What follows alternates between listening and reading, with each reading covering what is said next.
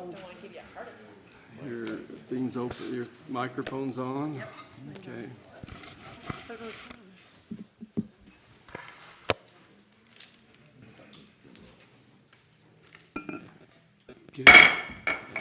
Good. We would like to welcome everybody to the Cache County County Council meeting on March 26th today. Appreciate everybody being here.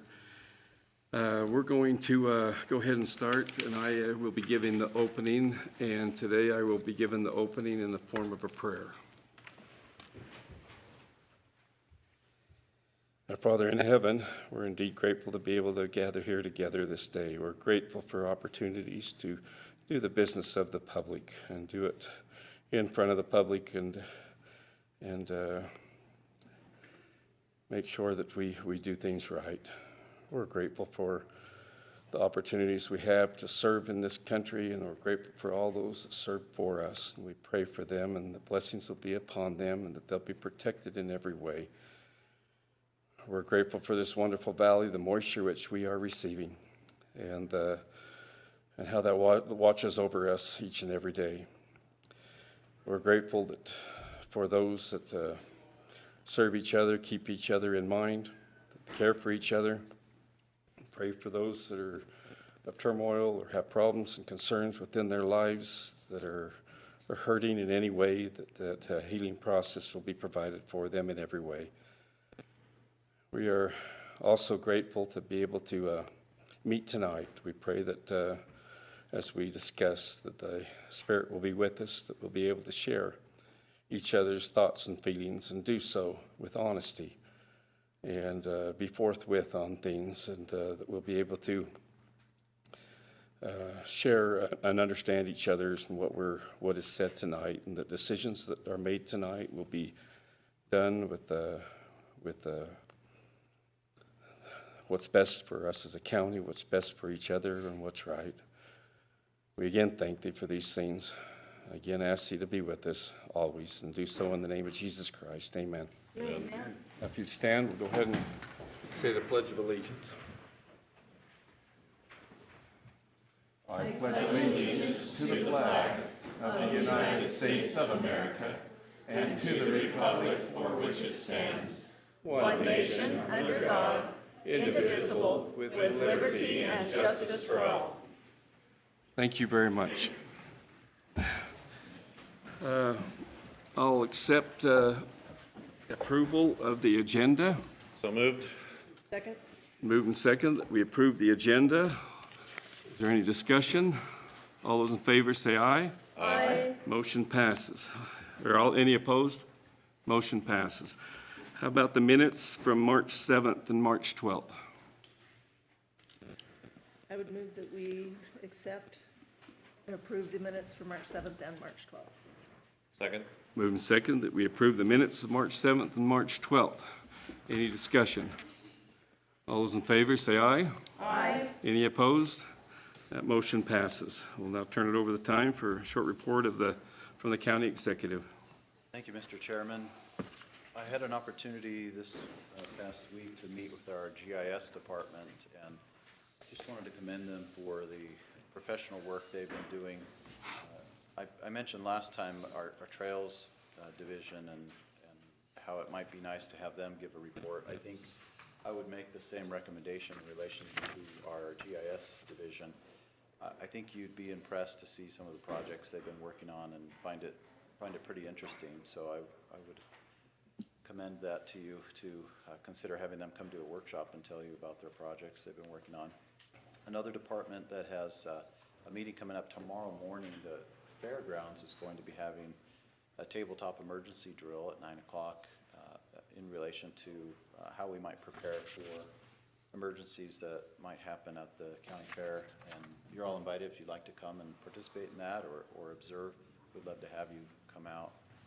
We had a road advisory committee meeting yesterday, and it was a great meeting. Just want to thank our public works and engineering staff for their help and support, as well as Jeff Gilbert from the CMPO.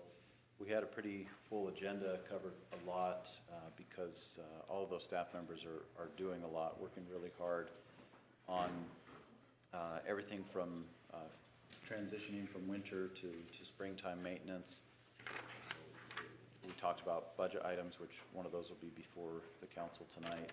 And we also talked about some sales tax options for funding roads, and talked about some funding that we received for our roads. Just want to thank Congressman Blake Moore for the $2 million he was able to secure for us for the Cash Parkway.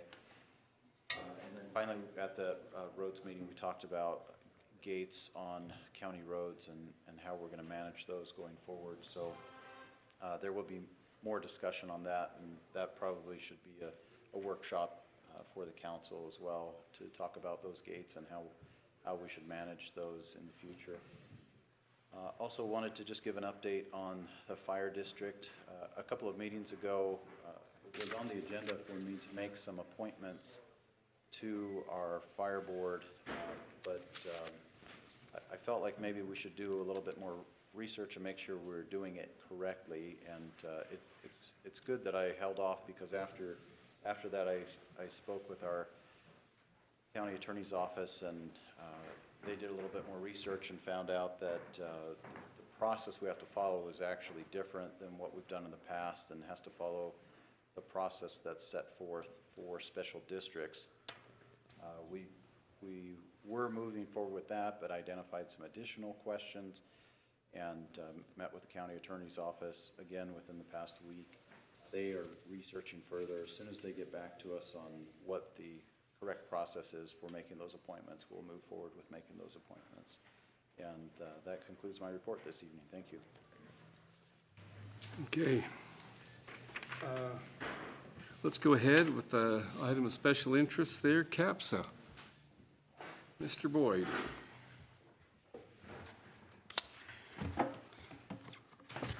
You just state your name for the record and recording, and Good evening. My name is James Boyd. by the way. Thank you. My name is James Boyd. I'm representing CAPSA as well as our executive team at CAPSA. As you might know, April is Sexual Assault Awareness Month, and I'm here to present the services that CAPSA provides to community members who have experienced sexual assault and rape in our community. I also, after this presentation, would love to answer any questions about this as well as anything about CAPSA. Many of our community recognizes CAPSA as a domestic violence shelter and support center. However, we're also the state-recognized Rape Recovery Center for Cache County. We, unlike many organizations around the nation who are bifurcated, where rape and sexual assault services are in a separate organization than domestic violence, we're classified as a dual agency. This allows us to provide support at a higher level for victims who have experienced sexual assault and abuse. One recent case is a young lady who was a college student and was sexually assaulted by her landlord. Imagine having to return to a basement apartment of your perpetrator. Because CAPSA is a dual agency, we have additional services that most rape crisis centers wouldn't have: emergency shelter, transitional housing, and we're able to provide these services to her. When combined with sexual assault advocacy, clinical therapy, this increased her ability to heal from this trauma. But this is only one story. If you look at our stats from January through today, we have helped 158 individuals where sexual assault was their primary victimization. This is 158 from our community. And we helped an additional 339 individuals where sexual assault was the secondary instance that brought them in to support CAPSA. In addition, we've been called and responded to 40 CODAR exams at the Cache Valley Hospital. These are forensic exams for adults, and CAPSA is called in to be their advocate, to be their voice, to help them through this process, connect them with resources, and help them through whatever steps they choose to take. Now I want to reemphasize those numbers. This is less than 3 months. CAPSA helped 497 individuals from our community where sexual assault was victimization they experienced. And we responded to 40 forensic sexual assault exams. With April being Sexual Assault Awareness Month, we ask our community to start by believing. At CAPSA, we see daily the power of believing.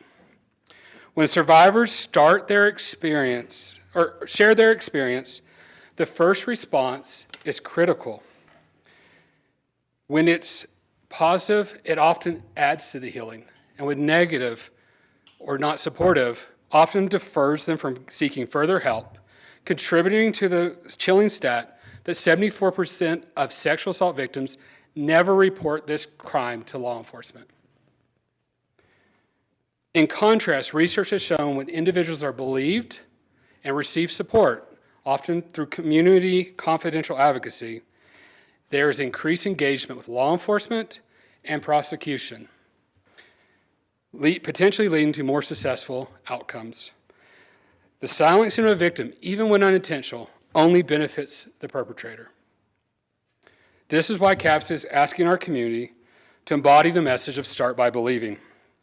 It is a promise that survivors will be heard, supported, and will receive the justice they are seeking. As we move forward, I encourage you, each of you, to continue to learn about CAPSA. Many of you have come and toured and seen, but there's so much more to learn. And I also invite you to join a pledge to Start by Believing. So I brought our annual reports for you to have a copy to learn more. And on the back, there's a QR code. And there's a quick digital way you can go and make a pledge to Start by Believing. And included in this pledge is an opportunity to write a message to a survivor of sexual abuse. And there you can express something that our caseworkers can share with those survivors. It also is a great way to get on our mail list, which can allow you to do more with CAPSA and be more involved. For example, we have an upcoming conference with USU for community leaders to learn more about domestic violence and sexual abuse in May. And it's a great way to join this. So I will leave these to pass around. And then I will just close and say thank you for your support. And thank you for making this community a little safer. Is there any questions that I can answer about CAPSA or this issue? You mentioned 40 forensic sex exams, and you mentioned Cache Valley Hospital. Is that Cache Valley Hospitals, or is it just at one, or how does that go? The Cache Valley Hospital in North Logan provides forensic sexual assault for adults.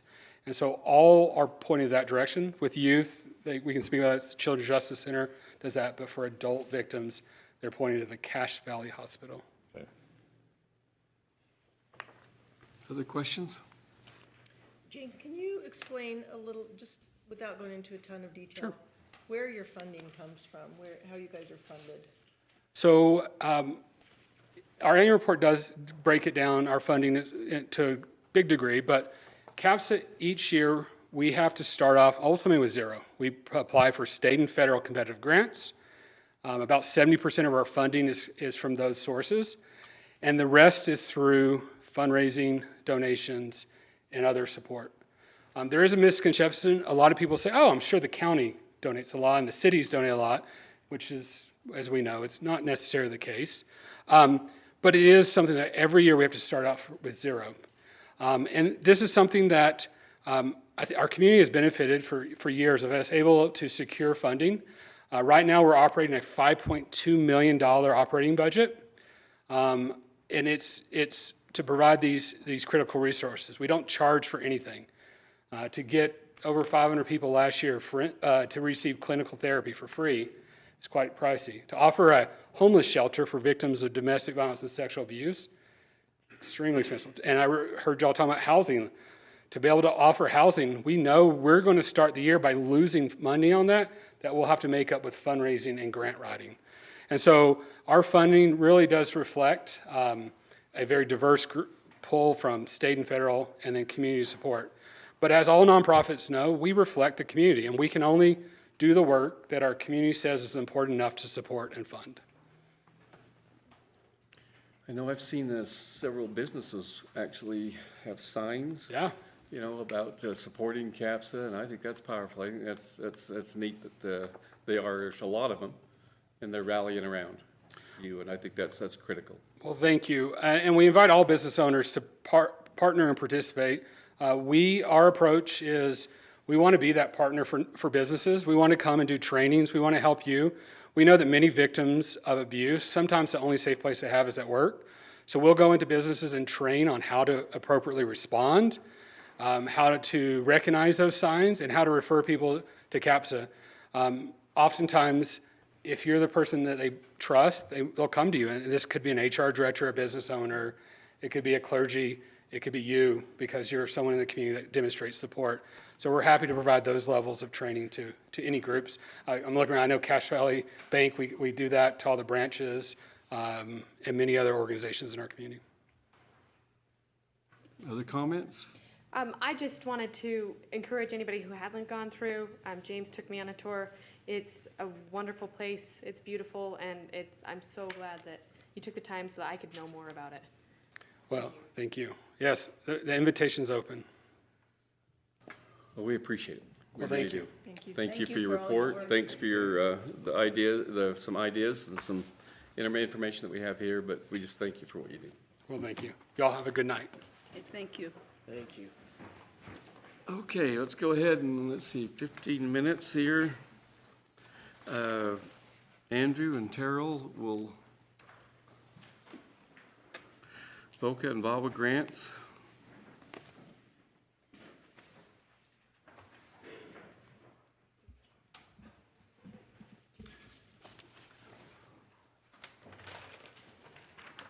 We are going to have to excuse Andrew. He is still on military assignment and will be back a little later. There's a phrase in Spanish that says, habla en voz alta. And habla en voz alta, translated directly, means speak out loud. But in Spanish, it really means speak with fervor and strength and speak with intensity. And today, I'm here to do that. Today, I'm here to say, I'm not sure what's happened in Cache County in the last few years, but we need a change. For many years, we had a respect-based model of leadership. Today, we have a fear-based model of leadership. Now, why do we care? We care because a fear-based model of leadership is the worst form of leadership we can have in a government entity. It leads to low morale, it leads to high turnover, it leads to low creativity and low innovation. A respect-based model leads to great innovations and creativity, high morale, and low turnover. And I don't know what's happened, but in the past few years, we have had a never-ending cycle of employees leaving. We have good employees that have been forced to sign NDAs. We have had good employees that have been threatened with lawsuits. We have great employees that have been told they feel like they have to go somewhere else to escape the hostility. And we have great employees that are afraid to come to work every day. Do you know that there are people tonight that want to be here in support of this, but are afraid to come because of the hostility and the intimidation that exists in Cache County?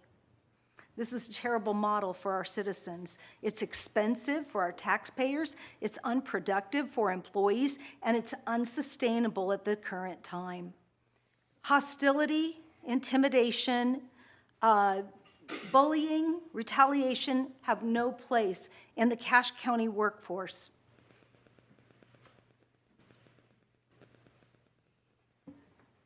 In July of 2023, UOVC did an audit after the state auditor did an audit. They outlined a hostile work environment. They outlined the threats that have been made to employees lately. And then they found that after the state audit came out, there weren't really any steps taken to address the hostility in the workplace. And as a result, UOVC was going to hold our funding. Now, UOVC oversees VOCA and VAWA funding in our state contract, and we were at risk of losing about $500,000 a year because of the problems that we had, including the hostile work environment. They insisted that we have a whistleblower policy put into place, and they insisted that we have language in our personnel manual so that if an employee feels intimidation, retaliation, threats, or hostility, they can make a report. Now, interestingly, UOVC required Cache County to report any of those things. So if somebody makes a complaint about hostility, retaliation, threats, we have to report it to UOVC. The SAGE audit found the same thing. It outlined a hostile work environment, and it describes leadership as inappropriate and interfering. On February 9th, I came home from work after a long day, and I received a text from Cameron Cox, a man who's vying to be the county attorney, be my boss. And the text reads, "I've learned you are campaigning for Taylor and saying things about me that are not true. Best of luck. I'm an honest and good person. If I don't win this election, I will the next one and make your next 4 years a self-reflecting experience." I was concerned about that. 5 days later, and I think that hostility is similar to pornography. You just know when you see it.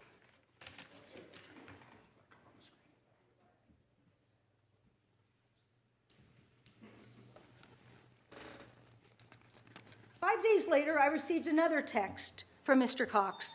"I see you are forwarding my text around. I hope you are also forwarding your being a bad steward of tax money and VOCA funds, buying a $3,000 massage chair, 3 high-end SUVs, $1 million over budget on your building, and not sending advocates to Logan Municipal Court as required per their grants. Best of luck, Terrell. I sure Taylor will keep all of that and more under wraps as your puppet, but I will not." Now, when we're changing from a hostile, fear-based model, it's back to a respect-based model of leadership. We have to have difficult and hard conversations. We just do. We had to do it at the county attorney's office, and we uprighted that ship. Mr. Zook, you and I talked after that first text, and you told me that it was unacceptable and nothing needed to be done, though. On the second conversation, when I called you February 14th, you told me, I told you I was going to file a complaint, and you said, "Nobody else needs to see these texts. You've reported it to me. Terrell, you are partially responsible for this. You should have only told me and maybe Amy and Taylor. Your sharing that text was gossiping. You are guilty of gossiping." You reiterated that several times, that I was guilty of gossiping, because I received some hostile texts. I have never, ever received something like that. When you told me that Mr. Cox needed a couple of days to calm down because he was angry, he was so angry, I told you that I was concerned for my safety. I am 60 years old. I've suffered an ischemic stroke, and your response? You'll be fine. You completely dismissed my concerns for my safety. I made that report, and you were angry. I was told on March 1st the county would contract with an outside entity. Have you signed that contract? So an investigation can be made into these texts. Have you signed the contract? Not been presented with the contract. You haven't been presented with a contract. Are you aware of a contract waiting for your signature? Are you sure?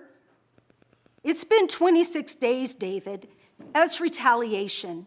My understanding is you refused to sign the contract. That's retaliation. It's being investigated. This is a little bizarre, what's happening right now. Go ahead, Terrell. I sent you a memorandum of understanding on March 11th to be signed for the Department of Public Safety to have an MOU with Cache County Victim Services so that we could respond to any mass casualty in the state. My understanding is that hasn't been signed either. By not signing the contract for an investigation, you're jeopardizing our VAWA grants again. Now remember, VAWA has said we have to notify them if we file a complaint. Now, there's confidentiality, but I filed the complaint. We have a problem in that UOVC is not being included in this.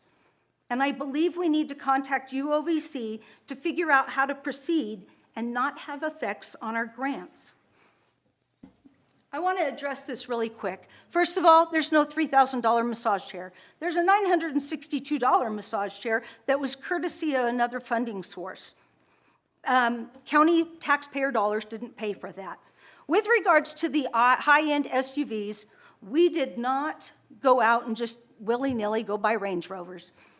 It was a year-long process with more than 24 people. Why? Because there was a significant liability to victim advocates who respond on scene at all times, 24 hours a day, 7 days a week. We respond in all weather. We were driving our own cars. And we had a victim advocate respond in a dirt road in her own car on a homicide. And at that point, it was brought to our attention that there was a concern for liability. Again, it was a year-long process to get those SUVs. The county usually buys Jeeps. We chose not to get Jeeps because we needed something that seats 8 people. And that's what we got. We have our trauma bags and things like that. With regards to the building, I want to bring up something. I brought this up about a year and a half ago. I am concerned that we have a county executive that can sign contracts, but nobody even even has any idea what's being signed or not signed. And I came up with this idea similar to the State Board of Education.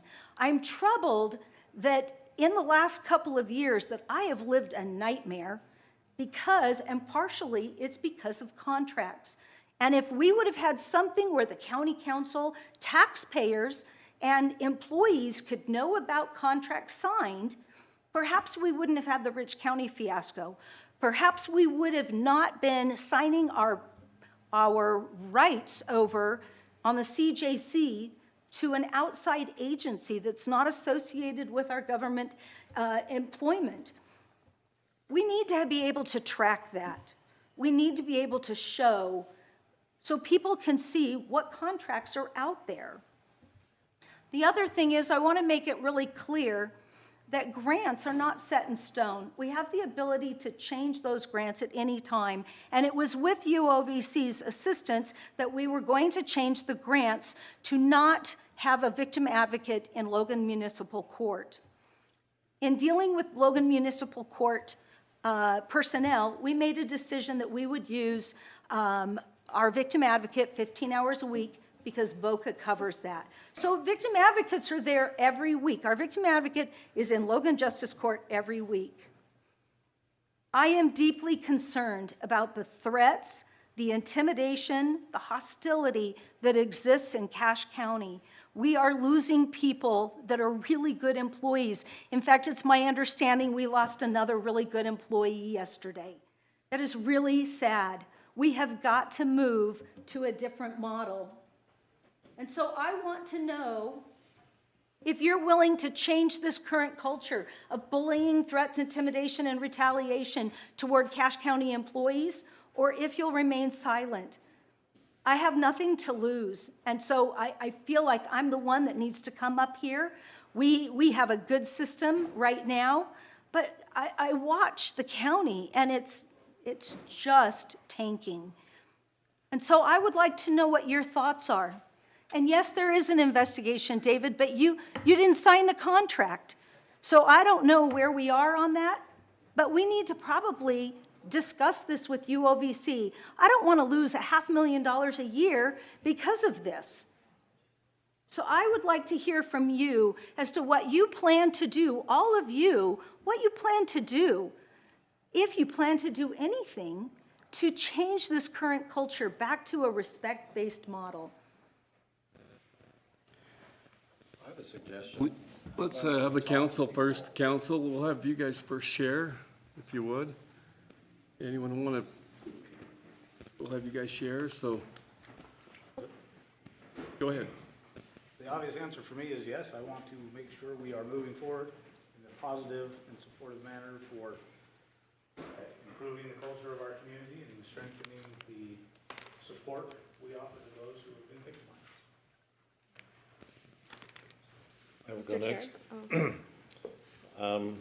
Terrell, I applaud you for your strength in coming out and saying these things tonight. I have compassion for what you've been going through, and I believe as a council, we've sat through many executive sessions and trying to address and help this, and I commit that I will still continue in doing this and supporting you and your group. You've done an amazing job, and you're right, Cache County has amazing employees. I love and appreciate them and hope they know that from me as a council member, and that I will support them and do, and that's why I'm here in this meeting. And that's why I'm going through this horrible process right now of campaigning for another term. But I'd rather 2 root canals than campaigning, so. But I believe in this county, I believe in the people, I believe in that. And I support you in this, and thank you for having the determination and the strength to get up and address this. Thank you. Mr. Chair? Go ahead, please. Terrell, it pains me to see that you've been a victim, and I'm sorry. Not only as my friend for many, many years, but as an employee. And I want us to be good stewards here in the county. I would love to know what suggestions you have. I don't want this environment to persist. We need to have a workable environment, an enjoyable environment, an environment where you don't feel you're retaliated against. So please, if you have suggestions, I welcome them. Well, I can tell you that a wise boss once told me 20 years ago to not be the type of person that when somebody pulls in the parking lot, they look at the building and they say, I got to go in there and work today. And in 20 years, I've kept that mantra, and I've lost 2 employees in 20 years, one for a different job and one to go to grad school. That's it. 20 full-time employees, or 20 years, I've lost 2 employees because a wise man gave me that piece of advice. I think that the employees need to be able to talk freely to the county council. I think that the county has done a really good job assigning council members to departments, and maybe we need to discuss that. I do think that the county attorney's office probably needs to do a training to talk about liability when we have a hostile work environment. We just need to have an open and frank discussion about what hostility in the workplace does for employees. I think we need training and education on that. What are your rights? I mean, the thing is if I make a complaint and it's being stalled, then that policy the county just put into place is worthless, and we need to make sure that our policies are worth things. So I think a lot of it is training and education. Go ahead, please. I'm standing with you, Terrell. Thank you. I've always said that the employees are the most important part of this county. Without our good employees, we have issues, and we have issues right now. We have good people that are leaving us, and I'm sorry to get emotional, but we don't deserve to have our employees go through a hostile work environment. We don't need to put our employees through feeling like if they want to talk about something to their department head, that they're going to be threatened with a job, that they're going to be threatened with whatever has taken place. That's why, as a council, we got behind a whistleblower policy. We needed that policy so very, very badly. We still need it. We have got to give our employees the opportunity, the courage, and the knowledge to know that we as a county council stand behind them. Thank you, Terrell. Thank you for your bravery. I appreciate it. Thank you. Sandy. Thank you, Terrell. I agree with what's been said. We're so grateful for everything you do, and so many of the things you do nobody knows about, but when we hear about them, we understand how important you are to our community. And, you know, people ask me a lot, what's going on at the county? Why is it like this? And it's kind of hard to put a finger on it, but we are all very, very committed and concerned with making things better. As an employer myself, I recognize that just giving someone a paycheck doesn't make them want to be at work. There has to be a culture that they feel appreciated and that they feel like it's a peaceful place to be. And that's more important than the money that we give them. And so I hope that we can make some changes as a county and work together to be able to create that environment so that our employees will be able to stay with us. It's so important what they do for the taxpayers in this county, and it makes our community a better place to work, or a better place to live. So thank you. Again, I'll echo everything that's been said, and I appreciate Barbara standing up, because I stand up too, figuratively. But we do,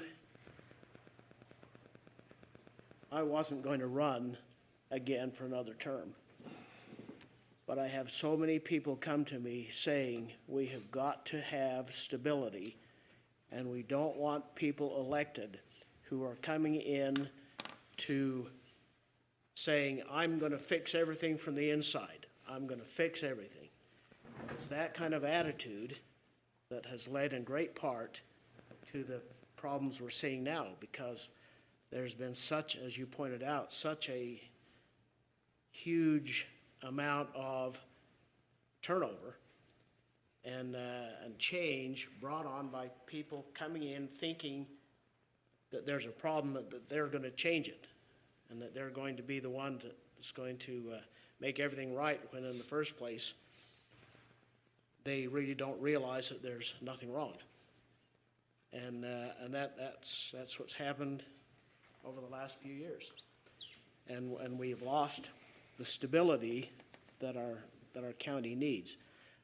But I want to again thank you for having the courage to come forward and bring these things to light, because it is critical that we receive these funds and this funding, that we don't sweep these things under the rug, that we don't somehow try to cover up our problems and mistakes, but be open and transparent with everything that we do. And that's, as a council, that's what we've worked to do. And we have put in place some procedures and some changes to our Organic Act and to other codes that will hopefully bring some of these things down and make it a better place to work, because I agree with you completely. The people that we work for make all the difference in how we feel about our jobs. And so again, thank you, and I commit to continue to do everything we can to bring stability and pleasantness to our county. So thank you. Thank you, Terrell.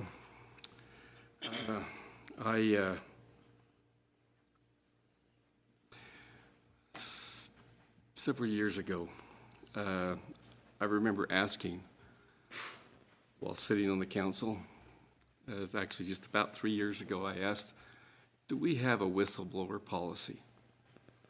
And I was told by the then county attorney, that we did. And then I found out we didn't. And then I found out that we hadn't, and I had talked with some other employees, and they were told, they flat out told me, we're not supposed to talk to you without getting information to the people that are in charge of us, and then it's to be passed on to our executive. That really bothered me. There were people that were sharing concerns at that time, and that's why I asked that question, and I was lied to then. We, for about 7 years on the county council, many times, it was not perfect. We had internal policies that, to me, they were adequate for good, honest people.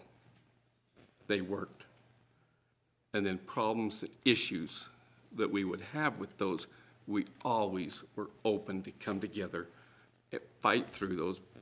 Together, we would bring those up, and we would come to an answer, and we would make things better. I have since then felt what you felt. And I have been blamed a lot for the hostility, because I am one that says, hey, do the people's business in front of the people, and then your vote is a true vote. And that's what I feel like we need to do. I am feeling like these, let's meet behind closed doors and just take care of everything. It's not being taken care of, and the people need to know it's not being taken care of. And that's what I'm very passionate about. I've seen this we have been fighting as a council. I love and commend my fellow council here. I am appalled of former council people that have been treated maliciously and lied to so many times, and basically thrown under the bus because of what they would stand up and do and what they stood up and said as being honest people. It bothered me. It bothered me tremendously. I also was thinking at one time about not running, but and I don't want to make a political statement, but this county means too much to me to keep going through this kind of malarkey. And your definition of malarkey can be whatever you want it to be.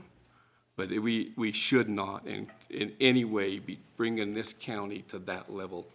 We are too good. There's too many good people in here. We should not have San Bernardino County, California politics in this county. In no way. And I am very forceful about that. We as a county, we have been together putting policies, refining those internal policies. It hasn't been easy. It has been internally a fight to get to that point. And people have said, hey, can't we just have unity? And I say, yes, we can have unity, but it must be based on honesty. And we have not had that. We do stand with you, Darrell. We do.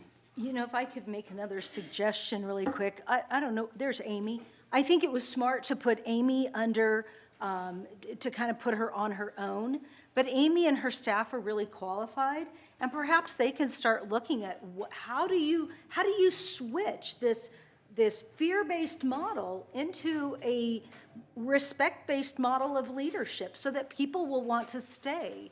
We've had bonuses, we've had raises, and it still doesn't keep people. And I can tell you that for the first time, the last 2 months, I have thought, do I need to go find another job? Do I need to go find, can you imagine? I got 28 years here, and I'm starting to be the same way, like I don't know how much more I can take.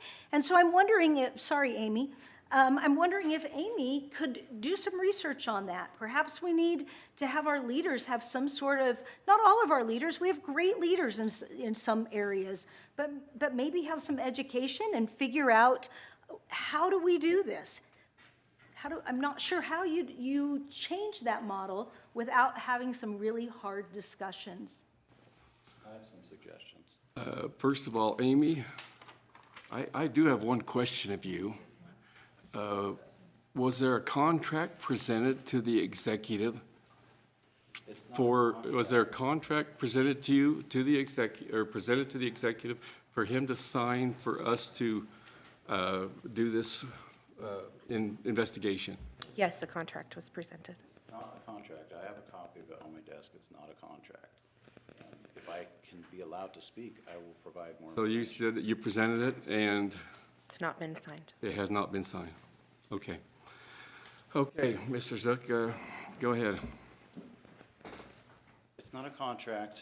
I have not signed it. I have consulted with 4 attorneys who have all told me it would be illegal for that investigation to ensue in that form.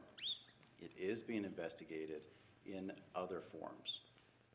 I don't really feel like it's appropriate to get into too much more detail about it in this public setting, but it is being investigated, and I believe it's being handled appropriately.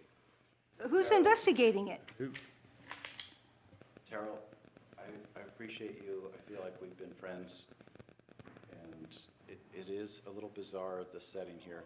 Like, if we're going to talk about how we're going to change the culture of bullying, threats, intimidation, retaliation, I don't think it's appropriate to have this kind of a forum where people are surprised with discussions where, why couldn't we have a discussion like this? No one's talked to me about this. I believe the county council has had 2 secret meetings behind closed doors, and I wasn't even invited to either one. I provided a letter from myself and our public defender, providing some insight. No one's responded to me within, as far as I know, in response to that letter. This is the problem. The problem is nobody's communicating. There is so much animosity between some people on the council and me that they will not communicate with me. The chair, who was the chair last year, has refused to meet with me. He has never met with me. I've been here 3 years. He has never met with me. Will you start meeting with me? We have met with you. Yeah. We have. We've been in meetings. Both Barbara and I, we've met with you. We've been in meetings, but you refuse to come and meet with me or to talk to me. I'll meet with you anytime, anywhere. I think we should talk. I'll give you a couple examples of the animosity. I used to be invited to do the opening ceremonies. Since you've been chair, you no longer invite me to give the prayer at the beginning of the meeting. You even took my name off the letterhead. I'm not even on the letterhead anymore. Like, there's so much animosity. You won't talk to me.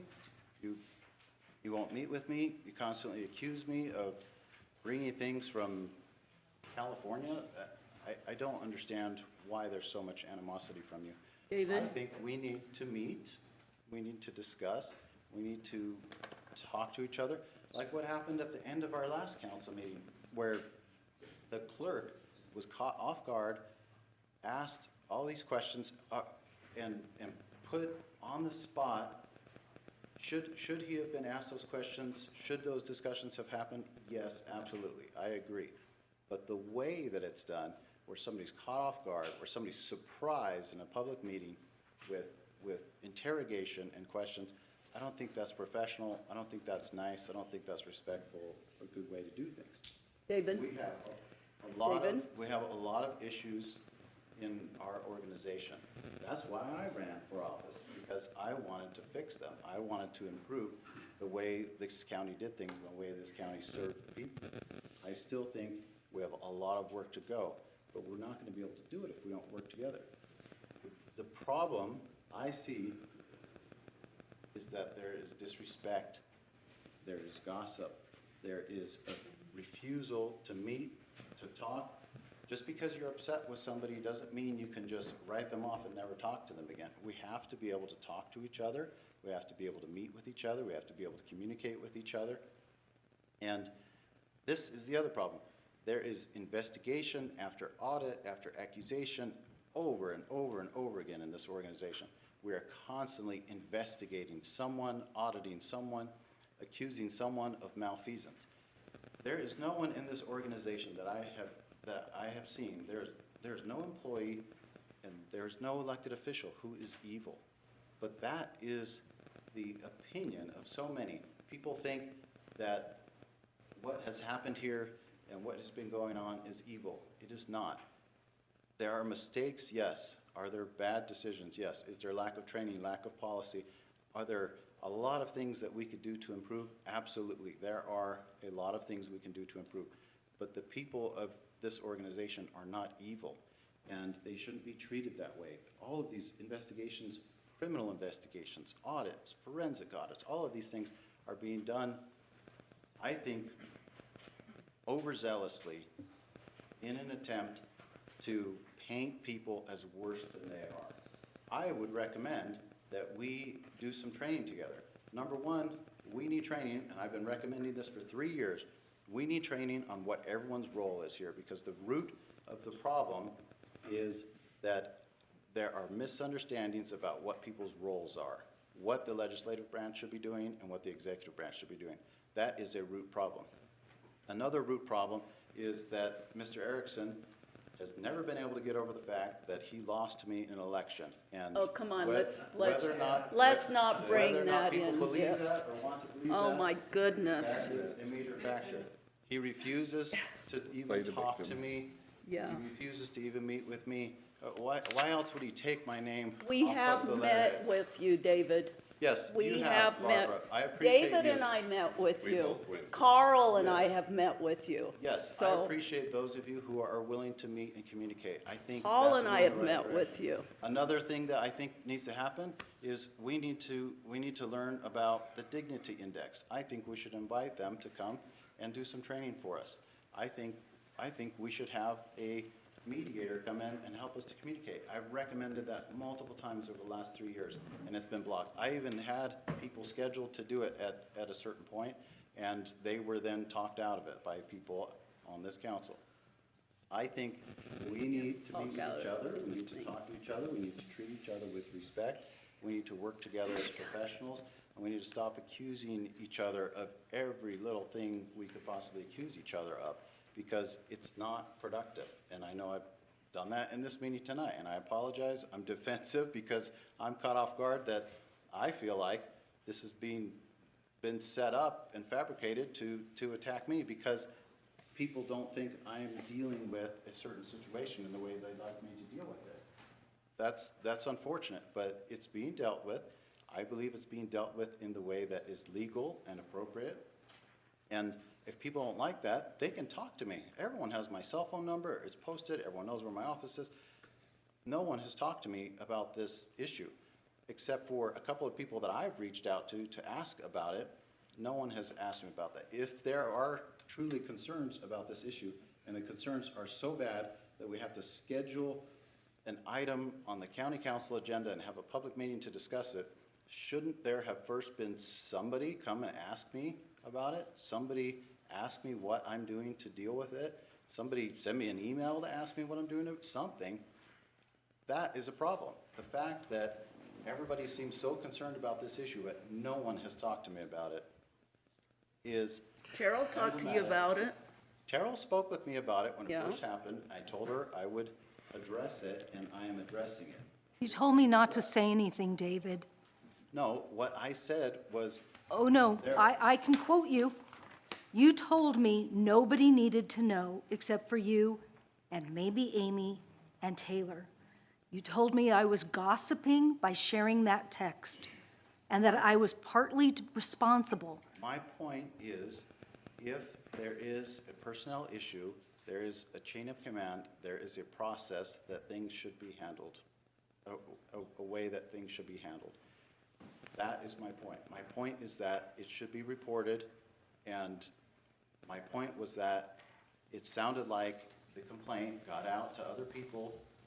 Obviously, it got back to the person you were referring to, and that's inflaming the situation further. That is all I was trying to say to you. I was not trying to say to you that you shouldn't report it. I was not trying to say that it shouldn't be investigated. What I was saying was that it should be reported through the appropriate channels and investigated through the appropriate channels, which is still. Who's exactly what I investigating it? I have a right to know. Who's investigating it? County code, the law in our county says that the public defender manager is the one who is responsible for investigating it. That's not what the law said, the policy says. The policy says that HR is supposed to do it. HR is also investigating. And others. It's being investigated thoroughly, I think, extremely thoroughly. This is another issue. There are so many issues with this that we, as a group, should have been talking about, but I wasn't invited to your secret meeting. I was specifically told I was not invited to come and to talk about this, which I think is totally inappropriate when what we're talking about is an employee under one of the departments that answers to me. If there's going to be any kind of investigation or discussion about that, why would I not be invited to be part of that discussion? Okay, UOBC sent me a text earlier and said they're happy to come up and discuss it with you.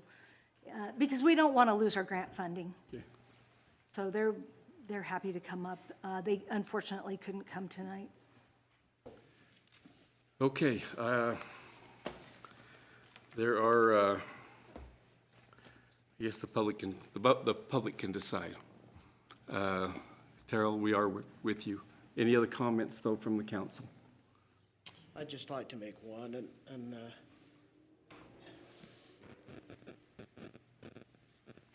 this is the reason why I threw my hat into this bullfight ring of campaigning. I'm like Nolan, I absolutely hate it. I'd go through a mouthful of root canals over this. But you made the comment that you ran because you wanted to come in and fix all the things that were wrong with the county.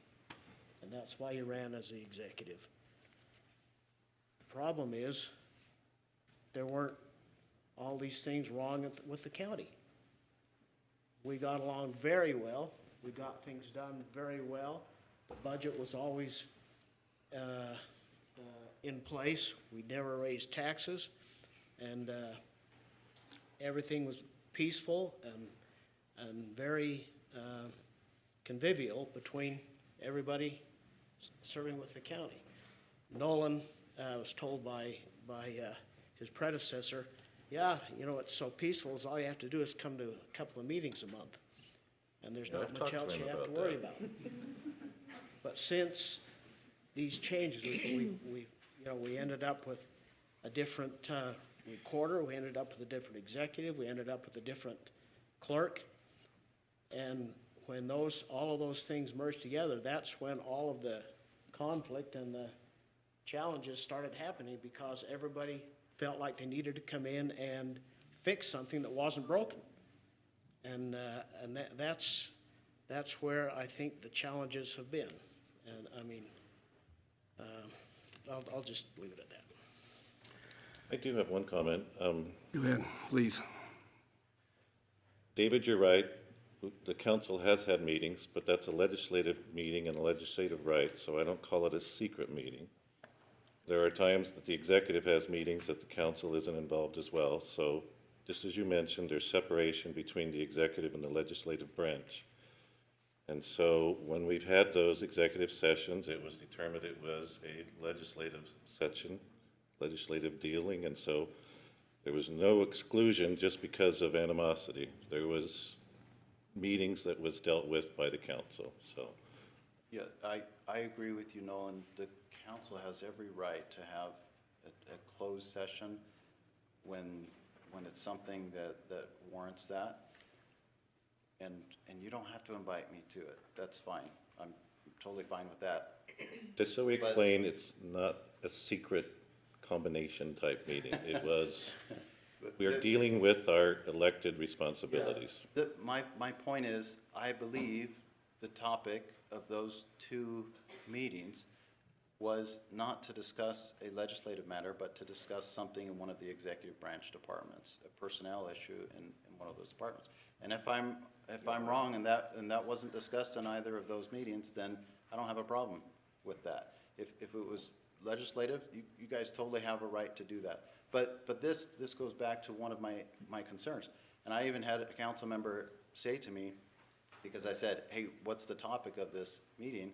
And I was told, well, is that appropriate for you to even ask that? And I said, well, the reason I'm asking is because no one ever tells me what the topic is of those. I have to wait until it's time for that meeting to find out if I'm even invited. And I don't even know. That's the kind of communication that should happen. I asked Micah if he would let me know. I shared that concern with him. And at the last one, he let me know. It was so awesome that I was finally communicated with by someone, that I was told, we're going to have this closed meeting. We're going to have two topics. This first topic, we'd like you to help and come and participate in. And the second topic, you're not invited to be part of that discussion. That was the beauty of those meetings. Sometimes I go to those meetings and I don't even know what it is. It's discussed as, the part. So I go to there and wait to see what is being talked about. And I believe that's most council members are the same way. So Chair, I think we need to Okay. move on and continue. Yes, last comment, any? Nope, I think that Amy could probably, and her staff could probably work on doing something to move it to a respect-based model, so we don't lose any more people. Okay. Thank you. That is our goal. That is so important. Thank you very much. We appreciate that. Let's go ahead and let's jump down there and set some public hearings. There, let's set some public hearings. No, let's have the public hearings. We don't have to set those. We set those last time. Okay, let's go, we'll open up the public hearing, ordinance 2024-03 to vacate the county road right-of-way located south of Millville. Matt, could you go ahead and enlighten us there, and then we'll open it up for the public hearing after a few comments and education there.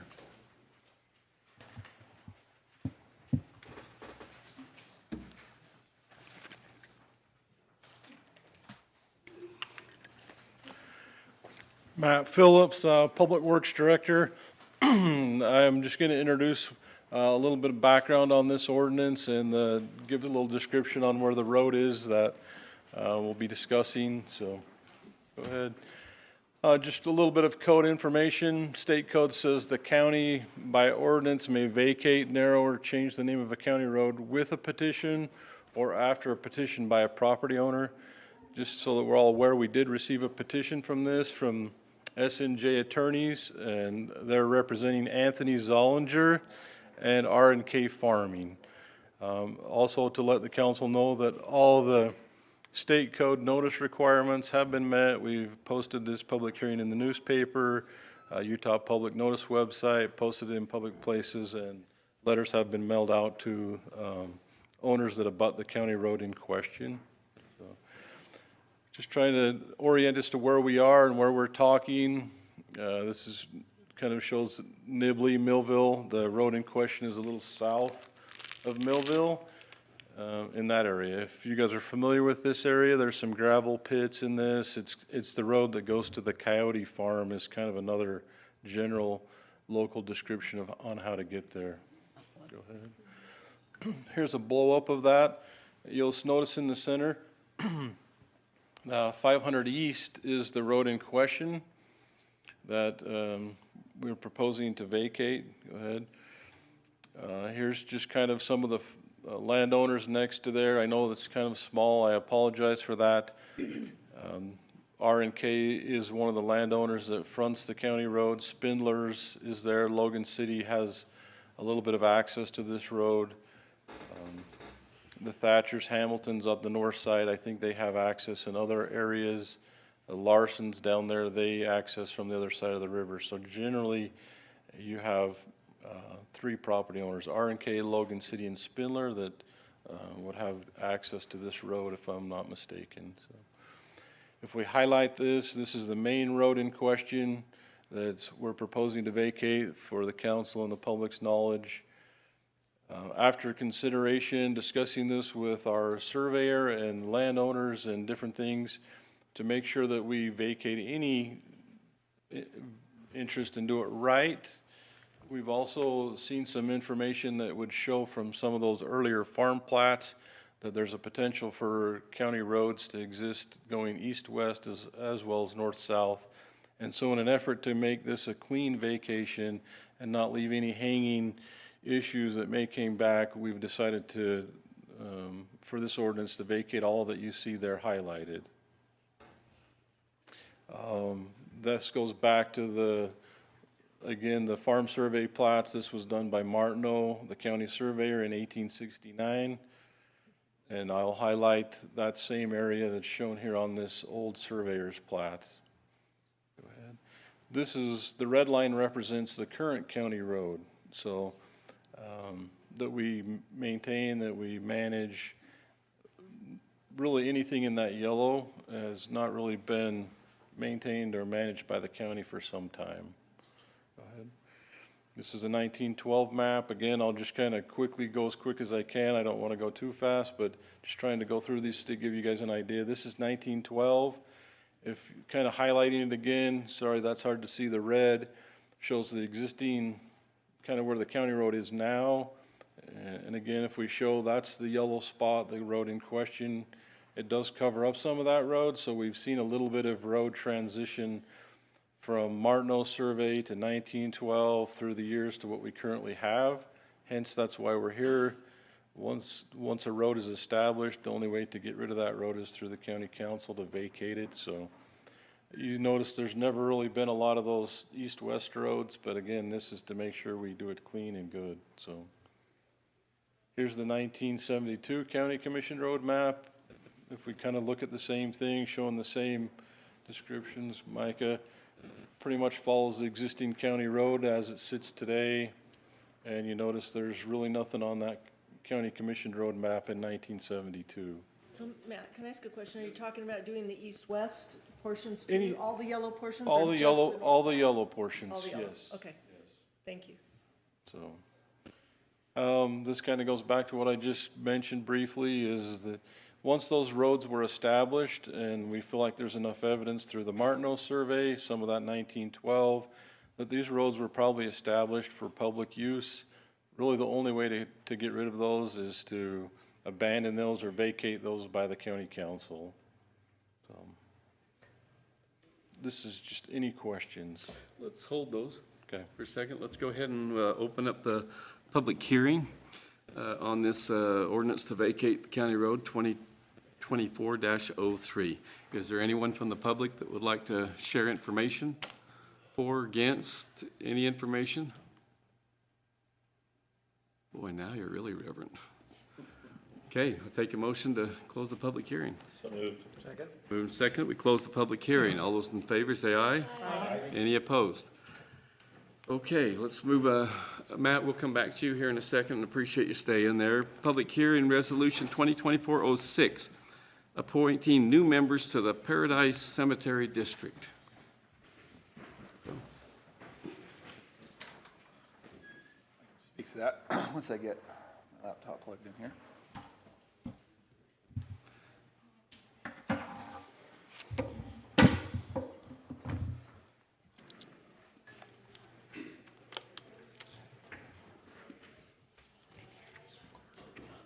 Oh, thanks, Mark. So, state code requires county legislative bodies to appoint members to cemetery districts that cover more than a single municipality. And so we do have a couple of vacancies on the Paradise Cemetery District. Earlier this year, February, we sent out notices, and pursuant to state code, it was 30, or maybe it was 45 days. I know whatever the state code was, it was the right number of days that there needed to be an application period open. And we had 2 vacancies on Paradise Cemetery District, and we had 2 applicants. So it worked out very nicely. Two applicants were Alyssa Peterson and David Curtis.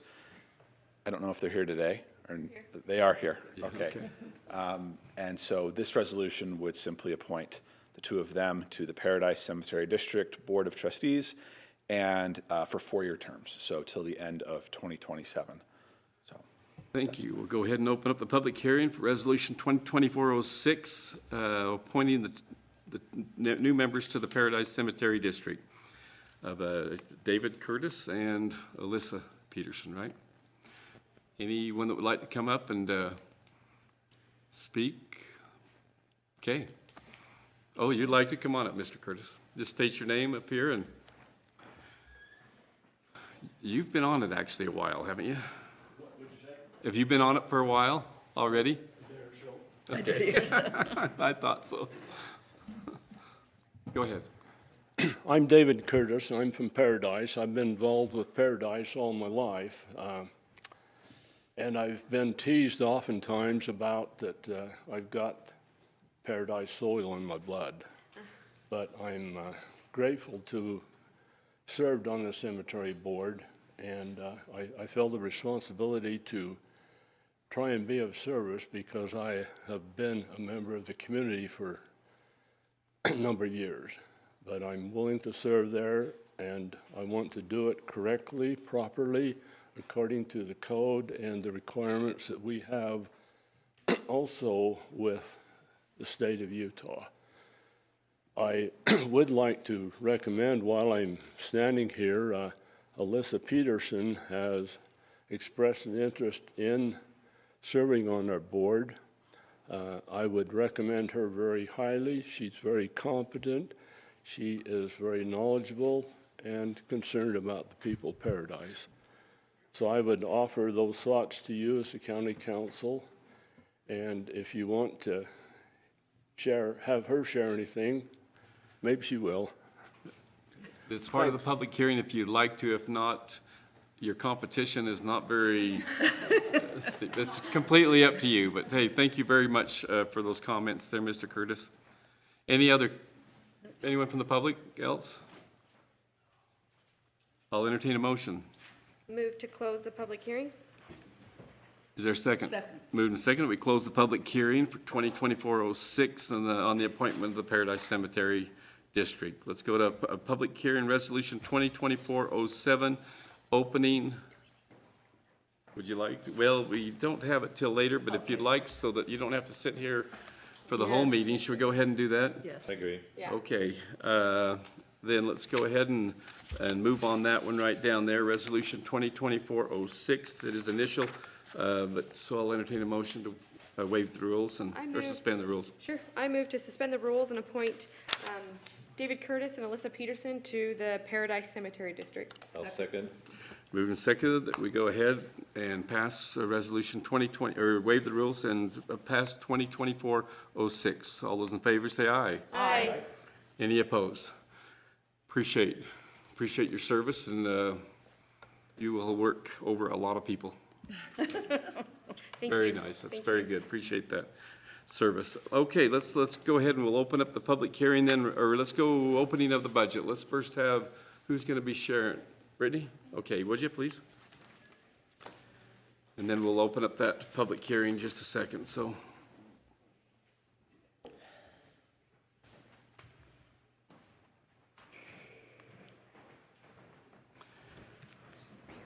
Brittany, thanks for coming tonight. Oh, yeah. Okay.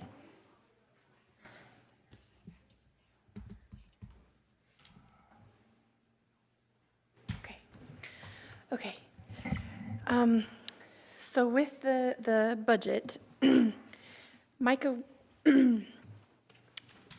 told me that the budget amendment had been published before. I have found some errors in the budget, and so I just wanted to point out some errors that maybe need to be fixing if you guys would like to fix them with a motion tonight. The first one was amendment number 26 and amendment number 27. These are, slow down. Okay. They are on page Play excavation? of the budget. The old one.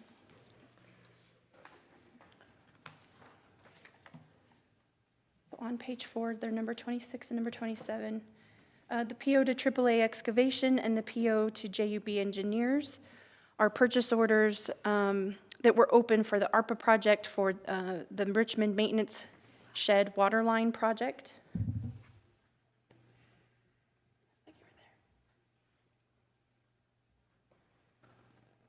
Right there. Oh, that's the new one. But these purchase orders I found had been included in amendment number 223, which is on page 22.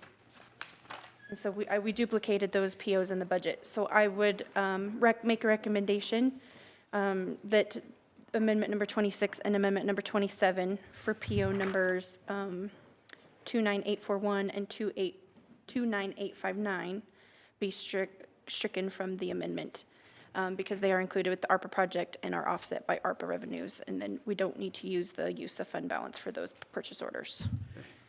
I'm sorry.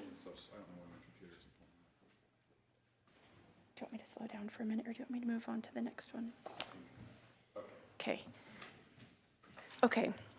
Then the second one I found when I was working with Alma, we were going over the total ARPA funds left to be rolled forward. And I made an error when I was calculating the ARPA funding for the victim advocates. So budget amendment number 227 should be on page 22 of the budget document. What happened here is we had some expenses that were at the very end of 22. So they were paid in 23, but they were recorded in 2022. And when I first ran this number, I accidentally included them in 2022's expenditures and 2023's expenditures. And so those expenditures were duplicated, and so it needs to increase from 390,700 to, I wrote it down, I'm sorry, 397,400. And this amendment would also be offset by ARPA revenues and not require the use of fund balance. But the corrected amount would be the 397,400. And then the third thing I found while I was going through these just today, the tax administration allocations were off just a little bit. And so I think they were off when we presented these in the Appropriations Committee, because the two amendments that I talked about earlier that I found were with the road shop budget and the victim advocates budget, but the allocations that were off, so it's just on that last page of the budget document, item number 233, I wrote it on my other one, was the attorney's allocation needs to be reduced by $400, and the building and grounds allocation needs to be reduced by $100 from the general fund and increased in the tax admin budget. And so those amounts would be $18,800 and $115,400. So those were the few things I found that were errors. What was the second one? Buildings and grounds. Building and grounds, it's right underneath the attorney's one. It's lowered by $400? $100. So $400 for the attorney's office and $100 for building and grounds. So those are all up, in the one that says updated budget amendment, those are already current numbers, okay. Yes. Okay. Item 10C2 in the packets. Okay. That has the current numbers Yes, to the, those would to the reflect amended these amounts changes. that Brittany has already given us. Yes. Thank you. I'll pull it up right here, that's what this is. Good. Okay. Thank you, Brittany. Okay. Anything else? Thanks for your thoroughness, but go ahead. Before we talk about all these other items, would it be appropriate, Mr. Chair, to make an amendment just for those changes so that we don't have to include them in any other amendments? Or Well, how does that work? let's go ahead and have the public hearing. Oh, okay. We'll have the public hearing, and then when we come back, Okay. we'll do as you shared right there. That's good. So, okay, we'll go ahead and let's open up the public hearing for the opening of the budget, resolution 2024-07. Is there anyone that would like to speak on the public hearing for budget? Move to close the public hearing. Is there a second? Second. Moving second that we close the public hearing. All those in favor say aye. Aye. Any opposed? Okay, let's go with the pending action. 9A, a resolution amending section of the county V111.88 of the county personnel policy and procedure manual regarding domestic violence, sexual misconduct, and stalking. Okay.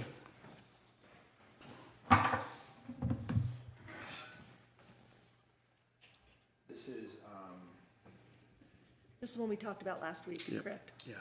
Yeah, this is a resolution that we began discussing last week. We did discuss last meeting, that updates the county's personnel policies and procedures manual, section 8.AA. So you did make some amendments to this resolution last time. The primary one was where this said sexual violence, it now says sexual misconduct. And that's what it says in the current version of the PPP manual. It says sexual violence, but this would amend that now. Just want to just go through this really quick. The primary, I'll go down to the red line version. Primarily what this resolution does is it changes the policy manual, the portion of the policy manual that describes the process that takes place when an employee has filed a complaint regarding domestic violence, sexual misconduct, and stalking.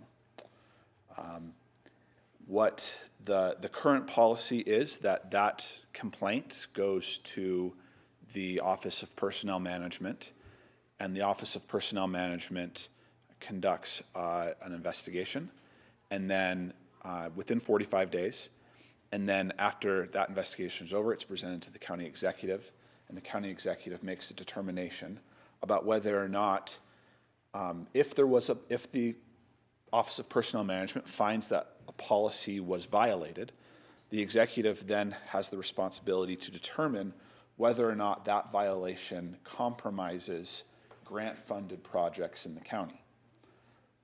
It then is up to the supervisor of the subject of the complaint to carry out any disciplinary action, and to, but the role of the executive is to really make a recommendation regarding grant-funded projects. But ultimately, discipline is the responsibility of the supervisor, and in practice, that would also mean the elected official that the subject of the complaint works for.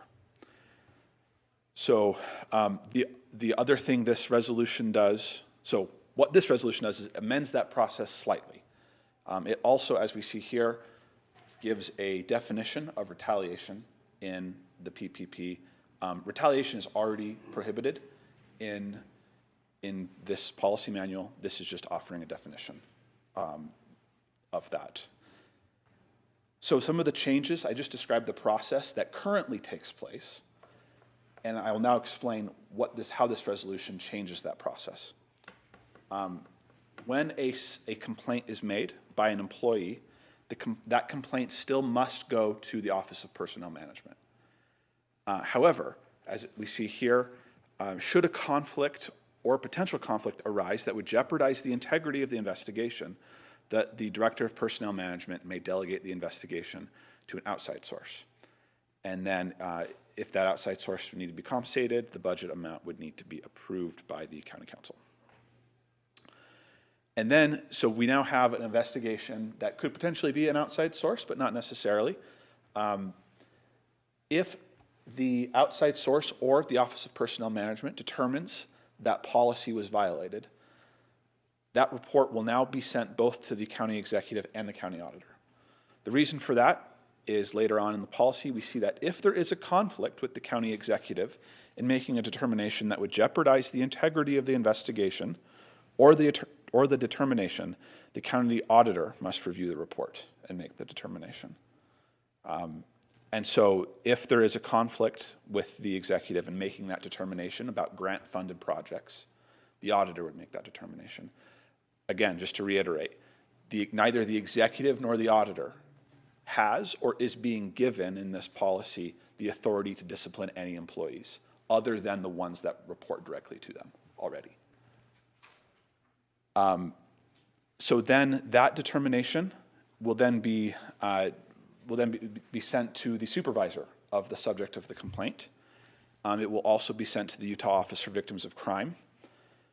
The county, as I described at the last meeting, the county is not obligated to move the worker to a different position or create a new position for the worker if it's determined that their work in their current position compromises grant-funded projects. Furthermore, the determination by the executive or the auditor must be sent to the chair of the council. And as I described, the report also sent to the UOVC. And then we add a line saying that supervisors must pass reports of violations to the Office of Personnel Management as quickly as reasonably possible. The reason for that is because earlier in the policy it says that investigation must be completed within 45 days of the complaint being made. The other changes in this policy, you see kind of these riddled throughout, just changing where it says, currently says Director of Human Resources, changing that to Director of Personnel Management to reflect the title of that position now. So that's my presentation. I hope I've had the opportunity to answer some of your questions offline in the last couple of weeks, but also in the last meeting. but happy to answer any more questions you might have. Okay, other questions that you might have of? Personally, when I read all this, I think that any organization, we as the county, as well as other organizations that we might be contracting with or doing business with, I look at a lot of this kind of policy as just basic to protect everybody. Maybe not just necessarily just grant things, but I think it's just good policy, you know, that we're all on the same page. And I think that when you mentioned that, yeah, we can't, you know, we really can't go and it is the people that's over those contracted people, they are the ones that basically will make sure that the contracts are fulfilled, whatever they have to do, if they have to do it. That's up to them. So, but I think this is all really good policy, so, but go ahead and share, anybody. I was Mark, just going to yeah. add, which is what we mentioned last meeting, was that the OMP committee reviewed this and everybody felt the same as what the chairman just mentioned, that this is overall good policy for the county to proceed forward with. Any other comments? I would make a motion then to approve Resolution 2024-05, a resolution amending Section 8.AA of the County Personnel Policy and Procedure Manual regarding domestic violence, sexual misconduct, and stalking. I'll second that. Moved and seconded that we pass Resolution 2024-05, the resolution amending Section 8.8 or AA of the County Personnel Policy Procedures Manual. All those in favor say aye. Aye. Any opposed? Motion passes. Okay, let's go on to 10A. Matt, you're still here. What questions would you have of him on the vacation of that road? I would make a motion, Yeah. I don't, okay, go ahead. Yeah, unless, no, go ahead.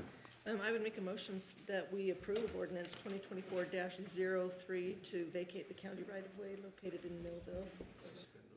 I'd like to waive the rules and make that motion. Thank you. Second. Moved and seconded that we suspend and waive the rules, and pass ordinance 2023-03. Is there any discussion? 2024. One question. I do too, go ahead. Oh, sorry. No, you're fine. No, you're fine. That's how it I works. apologize for not having been able to take the time to find this answer out for myself. So, Matt, if you have it, great. Sorry to put you on the spot. How do the surrounding cities' master road plans tie into what exists or has existed for the right of way? In other words, are they on board with what? Do they correlate with what we're proposing to change? You got me on that one. I do not know. I don't know if those are within the Millville annexation area or not. I don't think Nibley's jumps across the Blacksmith Fork River, so. It doesn't. I want to say that that there isn't any transportation master plans for those cities down that way. I know the county there's some random ones marked, but honestly, I don't know if that vacation would affect Millville's transportation master plan.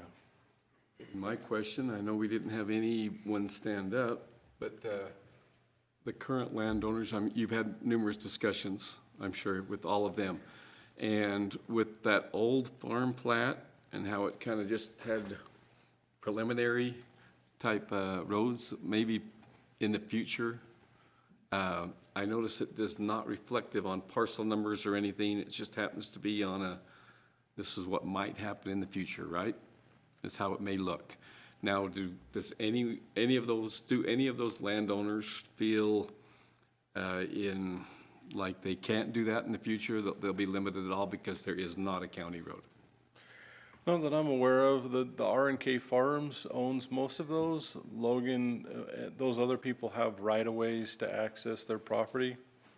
So they've been treating it as private property, getting easements back and forth. The ones that you're talking about that go east or west, there's just enough evidence there when you lay out the legal descriptions, when you look at some of how the lots have been sold over the years, there's just enough evidence that you might find something. It doesn't necessarily mean that a county road has been built by those, but if they come back and they're tracing their deeds back to the 1900s, those old timers left those gaps in all those places, and so this will help clean up the surveys and the property ownership of all those parcels. This actually then helps the private property owners to be able to do what they feel more justified, not have to fight gaps and all that They're stuff. probably paying taxes on it, that it's not showing up on their deeds, all those types of things. So it cleans those up, and it should make most of those property owners whole with what they've been farming, what they've been occupying, and not have to come back and worry about someone trying to build a road through their property that no one's using right now. So I'm in favor of the vacation, so. I appreciate that very much, and therefore we do have a motion. Is there any other discussion? Hearing none, we'll proceed to vote on the motion that we suspend the rules and pass ordinance 2024-03. All those in favor say aye. Aye. Any opposed? It is unanimous. Okay, it passes. Let's go on to back to the budget, the opening of the budget. What discussions, Brittany, will you come up just in case? And we'll open it up for the council to go ahead and discuss any of those items. I appreciate Brittany and her clarity and how she puts all this together. And everything made sense to me. So I would suspend the rules and make a motion to approve the budget resolution 2024-07 as presented to us. I just have a few questions. Hang on, is there a second on that motion right now, or? Well, we'll hang on to it. Okay, let's go ahead and have some discussion then. I'm trying to find the page, but it was mentioned the trails and different things are going on there on the trails. Number 4 on the very first page. Okay. Page 3 is over the shoes. Yeah, and it's number 3? Yeah, the opening.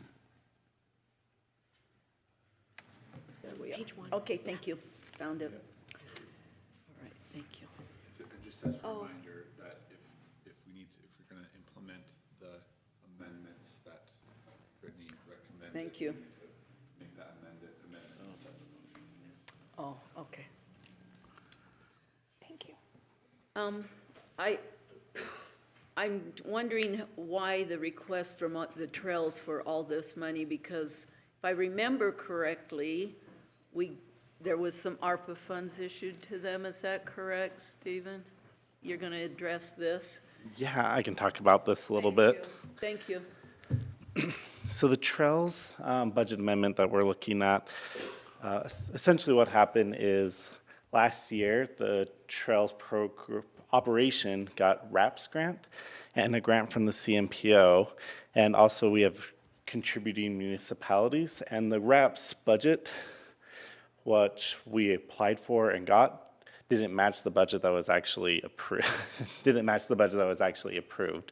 And so what we wanted to do was bring the numbers up to match those numbers. And this was my mistake, just not being as familiar with how the trails budget operated when we were doing the budget last year.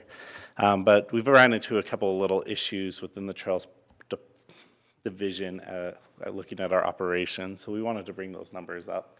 Essentially, the total breakdown of the department is $20,000 is coming from the CMPO, $145,000 is coming from RAPS, Cache County is providing $15,000, and then municipal contributions equals about $30,000. And so we wanted to bring the funds up to match what we proposed with the RAPS application. And have you been issued any grants at all? Yeah. How much in grants have you received? We just applied for a whole bunch this year, but we do have a few that are currently, that we're working through. I can pull that up real quick. RAPS, we received a few grants last year. One of the big ones was a couple feasibility studies that we're currently working on. A big one of those is the Blacksmith Fork trail feasibility between Nibley and Logan that will go along the river to connect the Ridgeline Trail System plus the Logan Soccer Complex Trail System. Another one is we received ARPA funding for Deep Canyon Trailhead. We just actually selected a consultant this week to design that trailhead, and we have a kickoff meeting on Friday with them. We haven't entered into a contract with them yet.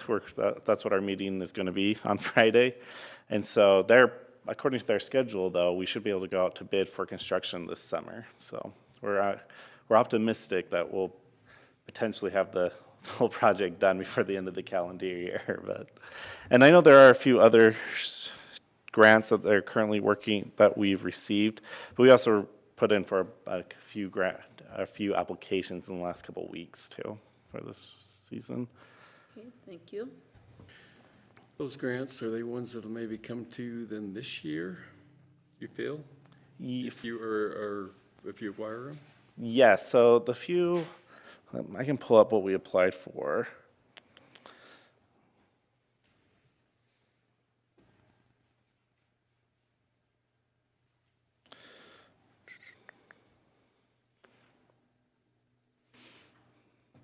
Yeah, so with RAPS, we applied for a few things. One was our general funding that we apply for every year. We also applied for a northern BST extension, so Bonneville Shoreline Trail feasibility study. We were partnered with North Logan, Hyde Park, and Smithfield for that to try to do a feasibility study on where do we do the trail alignment between North Logan up to Smithfield to try to complete that section. We're also looking at doing a Wellsville-Menden Canal Trail feasibility study as well. That is a trail system to go along the Wellsville-Menden Hiram Canal that starts at the Hiram Dam and goes all the way through Menden. This project actually has been put on UDOT's Utah Trail Network priority list for their second phase. And before they can fund it, they need a feasibility study and approval from the property owner to put the trail on. So that's what this part of that is for. We're also looking at doing a Highway 101 trail feasibility study as well, which is to connect Hiram City to Wellsville through 101 through a shared use path on the side of the highway. We've also put in a couple grants for, so we have ARPA, which I mentioned. We also put in a grant, we have our UARG grant application that we recently put in was a partnership with North Logan to finish out a study for them. And then we also have we put in a grant application, I'm trying to see what the organization is. It's with the National Parks Program to help us update our active transportation master plan. We've had a lot of cities in the valley, since we've updated our active transportation master plan, adopt their own transportation master plans. And so ours is feeling a little out of date because everybody's added a bunch of trails on their master plans and we'd want to bring ours concurrent with those. So those are a couple of the big ones that we're working on. We're always looking for opportunities for additional funding to do different programs and to try to help. A lot of the grants we seek are on behalf of other cities too, to help them. That's part of the reason why they provide the $30,000 in partnership. And Landis and Emily, our Trails team, they're really good at keeping eyes out for those opportunities and have had a lot of success at receiving those awards. Last fall when we were doing the budget, we asked that the departments go back and really dig in and look at it. Are these parts of those cuts that were made then, and now you're coming back to get them back in? Yes, so they were a part of those cuts. However, I believe they probably shouldn't have been cut because the vast majority of that funding isn't coming from the county itself. It's coming from different organizations. As I mentioned, the county, of the $210,000 of the operation, the county's providing $15,000 of that. If you would like, we can look at how we could potentially cut that $15,000 down as part of our budget cuts. But overall, most of that funding from the Trails program is coming from RAPS. which is that 140, and then the additional funding from CMPO 20 and 30,000 from adjacent municipalities. So that's what we felt like we should raise it back up, is to match what we applied for with those other organizations. I just didn't want to, all of a sudden we start a wave of all those departments now coming back in on all the budget Yeah. up and say, oh, we want that back, we want that back. We start a wave of those as we go. So that's just a thought. No, and I totally understand that. Other items? Go ahead, Mr. yeah, Chair. Catherine. Given the events of the evening and things that have happened in the county, as we talked about, retention in our employees and also just getting the general environment of working here, I think it would be appropriate, and I spoke about this with Micah, to do a business climate survey and have that be taken, completed by an outside source.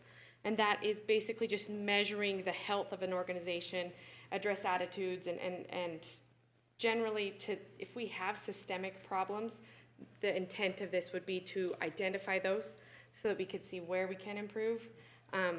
I would like to put that in as an amendment for just about $2,000, and if that changes, but we haven't really gotten a bid or anything on, but $2,000, and put it into the Office of Personnel Management to be conducted again by an outside organization. Do you have somebody in mind that you've worked with in the We're past? very preliminary on this, so no. It'd be something that we delegate to the Director of the Personnel Management. Amy, would 2,000 to 3,000 be enough? 2,000 be enough to think preliminary? I don't know. Micah, do you have an opinion on it? It's very preliminary. I think that, I've spoke with Amy about this a little bit earlier today, having an amount that could initially be considered to go for this, and then if there's a significant difference in what a bid would be in terms of the 2,000 or 3,000 that the council puts in tonight, maybe we can hold off on it until have further discussion, or maybe add more to the budget at the next budget opening. But it really I think that's a wonderful idea. This would at least get the ball rolling in the Yeah, right direction, and if we need to come back and revisit that. I think that's appropriate and a wonderful idea myself. So how others feel? Yeah. Totally on board. I think that would be very good. You want to make that in the form of a motion then? Yes, I do make that in a form of motion. How much? I'll say $3,000. 3,000, okay. Yeah. And is there a second? Second. Move and second that we amend this.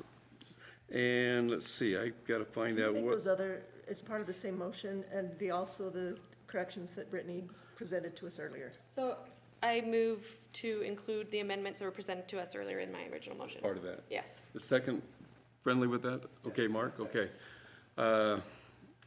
You know where this one goes, the public, or to the personal Office of management? Personnel Management. Okay, is there Professional any services line? discussion Yes. on that? Okay. All those in favor of those amendments, say aye. Aye. Any opposed? Okay, then those amendments will be part of this. Any other discussion on the budget as such? I have some questions for Sheriff Jensen. Come on up. You're the next contestant. Yeah.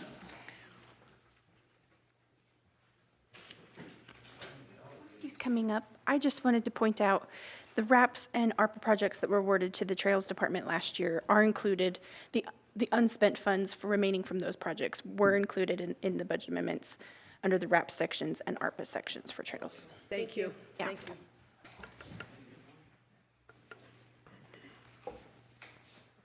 All right.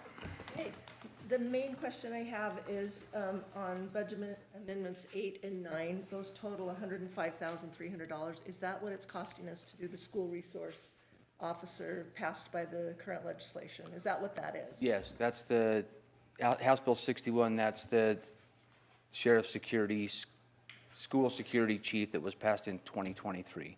Okay. I did not put that. I should have, in hindsight, 2020. I probably should have included that in the 2024 budget because it was passed in 23. But not knowing what House Bill 84 was going to do in this legislative session, if that bill didn't pass, then there probably wasn't the point to move forward with the security chief piece. But that other bill passed as well. So, which is great. It's expensive. I think with all that's come about with the school security, The county's cost is gonna be this position. With what House Bill 84 did, is gonna change the landscape for a decade on how how security is done at the schools. And I think after my 32 years in public safety and law enforcement, it's about time they started discussing and having thoughts about what to do with safety of our schools. But House Bill 84 is a decade's worth of work at best. And most of that, not most of it, almost all of that is going to be burdened on the school districts to do what they have to do with construction and remodeling and all those things. We have a great partner with the school district. I will be coming back at some point as we work through contracts on adding school resource officers to the schools, but they'll be dealt with with the contracts like we typically do with school resource officers. So will this be made up with those contracts with the schools? No, this is 100% independent, paid for by Cache County is this school security chief piece. Is this an unfunded mandate? Imagine, yeah. Now, there'll be small revenues that come in. Part of what House Bill 84 did, which will be the responsibility of this position, is there is a ton, and I mean a ton of training that this position is mandated to do with the schools. And there is some reimbursement for those classes and how many people attend that will come back to the county for those. I couldn't even venture a guess as to what minuscule dollars that's going to mean to Cache County. So this is 100% independent of what we do with contracts with the school resource officers who are assigned to the schools in that position. Okay. Thank you. I just wanted to clarify that that's for sure what that was. Thank you. We'll look forward to hearing about how they function. I think with everything that's gone on, this is going to be a valuable position to Cache County. And I do love the fact that they're actually moving to the next step and doing something with school security. House Bill 84, they got $100 million one-time money, which is nothing in the whole scheme of things. I'll tell you a boring story. We've looked at this for a couple of years knowing what was coming. About $300 a square foot, Idaho just went through this. They were building schools, about $300 a square foot to build a new school with the security measures in place. They passed a bill similar to what Utah just passed. It moved the construction cost to $600 a square foot. So if a school costs $100 million to build at $300 a square foot, the $100 million the state just threw at school security is not going to go very far. So they have a lot of work to do on the state side to fund a lot of this. But I love it, the fact that they're doing this. And our school district has been very proactive over the years. We're already doing a lot of what this bill requires because they have been proactive in working with us and doing what's right for our schools. So we're a step ahead of the rest of the state, like always. Thank you, Sheriff. Thank you, Sheriff. Okay. Others? Did we want to discuss the public defenders? I do. I want number 20. Okay. Mike, will you? Is it Mike or Dr. McGinnis? Yeah. Definitely not doctor. Basically, I only have one question. That does bring you guys up in your explanation, the letters that was sent to us. That brings them up You know, it's difficult. quite competitive, actually.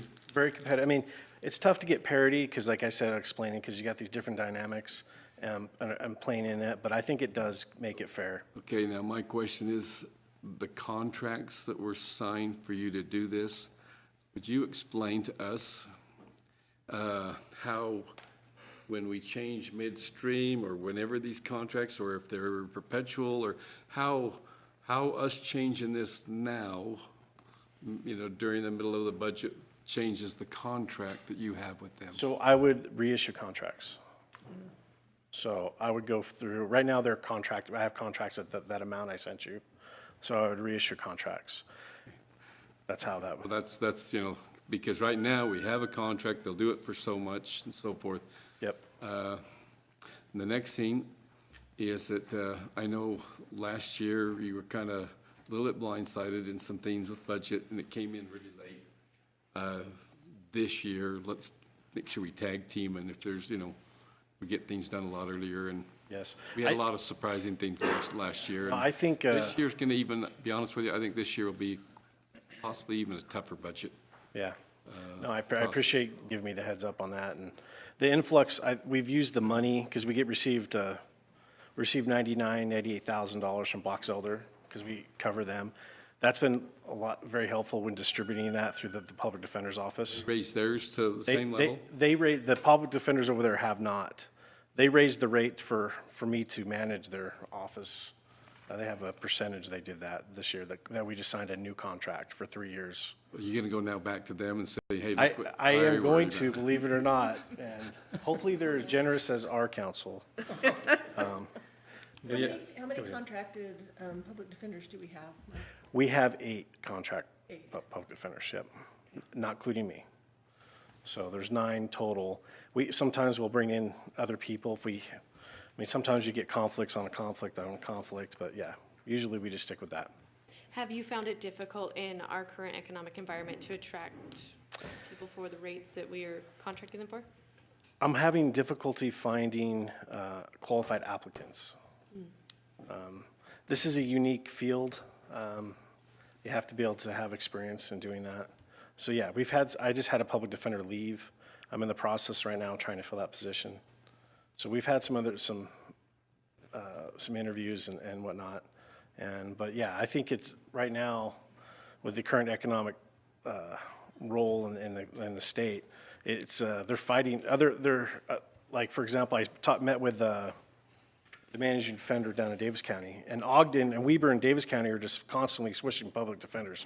The public defenders are going where they're paying more, then they're switching back and forth. So it's like a professional sports team now. You know, they're trading players and yeah. So yeah, I'm hoping this settles us. We have to probably pay a little more to attract more talent to come here than probably Davis County or Ogden. Question. Go ahead, yeah, please. So when we have a public defender on contract in that, is it state in the contract how quick their availability is or how much they can do on the side so that it encompasses their availability to be a public defender? Does that make sense? Yes. And so I'm trying to see where that contract comes in and what other stuff they get to bring in that meters out that. So That's a great question. So I go by caseload. So we look at the caseloads, and for example, in Davis County, they'll have a district court contract that'll have half the caseload that we have as far as our public defender goes. So their public defender maybe only has 20, 30 cases per that judge. They'll have 2 public defenders per courtroom, whereas our public defenders usually carry ongoing throughout the year 75 to 80 cases. So by working the case, that's kind of one of the bases I adjusted as. Down in other counties, they're getting paid X amount for dealing with this X amount of cases. Where we're dealing with this many cases, that's how I adjusted that. But most of the public defenders to do this job, some of them do take outside work. Most of them, believe it or not, don't have significant, other contracts that they do. I don't like the public defenders. In other counties, you'll see public defenders that will do multiple contracts in different counties. I do not like that. So when I hire somebody, I want them to be contracted with us and not be moonlighting and doing other contracts. You and I had a discussion, and I would like you to repeat what you told me as far as what percent of our cases are defended by public defenders, because I found that. Yeah, it fluctuates. It's 65 to 75%, depending on the year. We had Councilman Goodlander in mental health court. All the people that are in mental health court were public defender cases. So, all the people that cannot afford an attorney get a public defender, and that's a huge majority of the cases. And so whereas the prosecutor's office they have 2 prosecutors per court, we have 1 public defender. We recently got a grant for a serious felony defender, which has been helpful. That's been the past 6 months. We just received that. So now that's taken some of the workload off of them. They're not handling first-degree felony rape cases, first-degree felony kidnapping cases, along with their other calendar cases. Now we have somebody that just handles those specifically and can pay attention to that. So that it's spreading out the workload. And it also makes sure that they're getting better defended. When you have a huge caseload, and these serious felony cases are the ones that take all your time. They take years to resolve. And having somebody that just does those and not worrying about the other drug cases or a dog ticket, believe it or not, that's helpful. Mike, I have a Yes, question. please. Help me to understand. Okay, so you have your public defenders, they sign a contract with the county, correct? Correct. Is this on top of other work that they're doing, say if they're a part of a law firm or something like that? So is this kind of additional money on top of what they're already earning from their law firm? It can be. In other counties, that's how it is, yes. I want to make sure I tell you this right. In our office, with our public defenders, most of them are solo practitioners. So they don't work for other law firms. Okay. Okay. We have one part-time public defender that has their own, they have a partnership office, yeah. Okay. But most of them are solo practitioners. Okay. And so they pick up, or maybe that's not the right word, but they They get outside work, feel like, let's say that they're doing a lot of domestic violence cases, and then there's a divorce. So maybe they'll pick up doing the divorce case alongside that. And that, again, that's a difficulty when I was going through and trying to, hey, what's fair, and trying to decide what they should get paid, right? Thank you. These contracts then, when we contract them with so much money, there is no retirement. Correct. There is no, they end up having to pay any kind of personal expenses, travel, things like out of that contracted amount, right? They pay, only thing we provide, and that's luckily since we got the Box Elder money, we've been able to get them legal research. So we help them with, we pay $1,000 a month for legal research, believe it or not. And that's just the discounted rate. So things like that. But other than that, they pay for everything else. Taxes, building. They pay for it with the contracted amount and then pay themselves out of that, whatever, and go from there. So. Right, self-employment tax, they pay, all that they pay themselves. Correct. Yeah. Thank you for clarifying that. Yeah, When thanks we for saw that clarifying. number, we just weren't sure. Yeah, it's a whopping number, but I don't know what else you do on this situation. Yeah, I agree with you. The last couple of years with salaries that I've seen through the state, and I'm always watching that, has blown my mind. So, but that's the rates in other counties I've seen, we're pretty competitive. Just one question that I have, as I looked at your numbers, I think it was Davis County at 120,000, and we're proposing 132. Right. Is there, given the size of their population and everything, why would we be at a higher level than they are? I was hoping you'd ask that question, actually. So first of all, it goes back to caseload. So they have a smaller contract. They have 2 public defenders per court. But when I talked to their managing defender, they pay their public defenders kind of on a staggered tier based on experience. So the flat rate, no matter what project or the contract you're doing, then they pay $1,000 more per year you've been practicing law. So a public defender that has been working 20 years is making $140,000. Then they also have a 3% interest, that's a COLA, that's basically added every year in their contract. I thought about doing something like that with us and structuring that. I was reluctant to do it because it would be significantly more than I'm asking for now, because our public defenders, a lot of them have been practicing 20, 30 years. So some of them, I only have 2 that are under 5 years. So you kind of have both ends of that, but most of them have been over 15 years. So it would be the request from the council would have been more. That's why I didn't do it. Thanks. Okay, great. Other questions?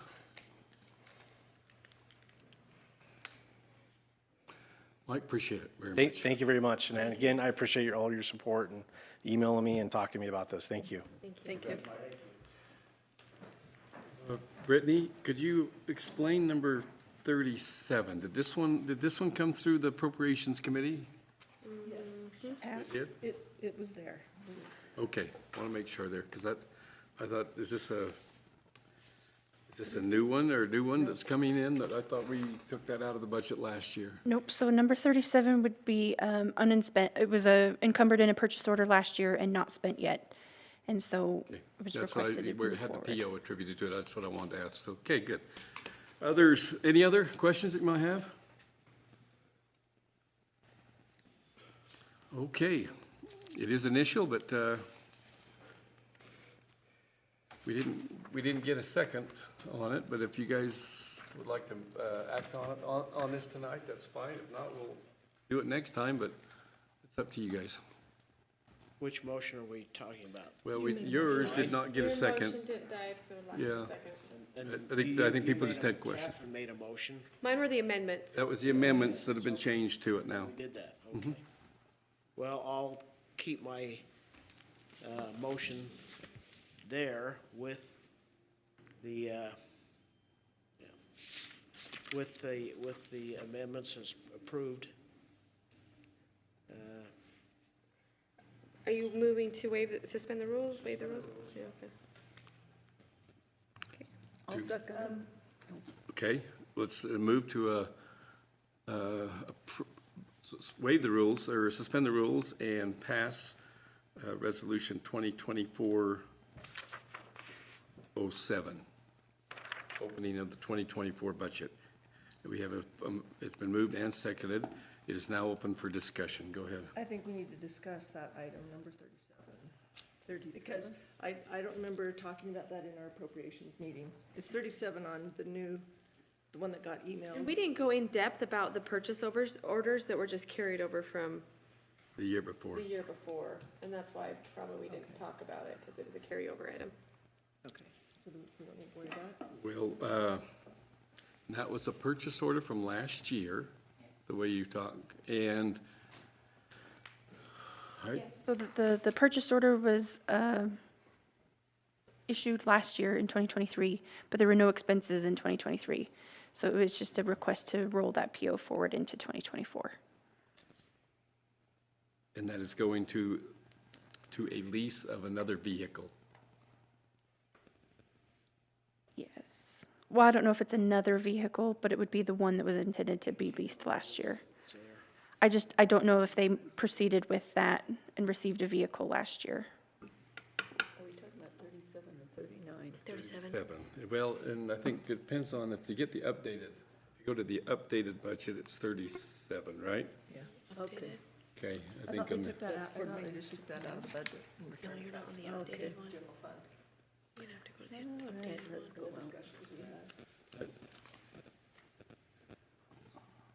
It would.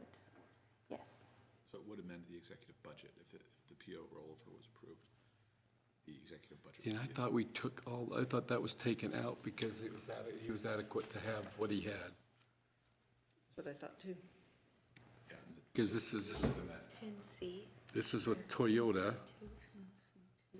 So that was the intended, so when they did the bid for the purchase order, that was the vehicle that they bid out for the 3 vendors that they bid that from. And when was that bid done? You know? I could look it up. You can refresh it. Thank you. And it might I can grab my laptop and look it up right now if you want.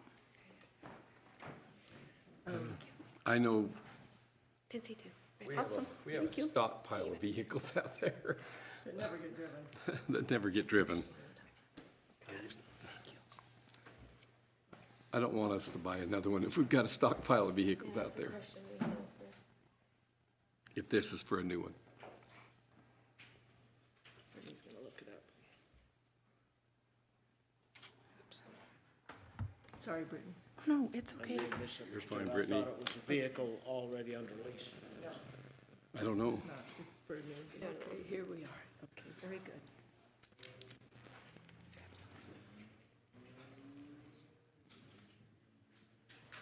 My password wasn't working because I had caps lock on. They're all staring at you. It's not fair. No, it's okay. So there is a signed purchase order. Yes. I'll pull it. Okay. You're fine, Brittany.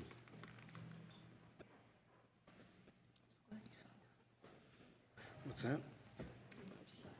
Well, I'm just kind of curious.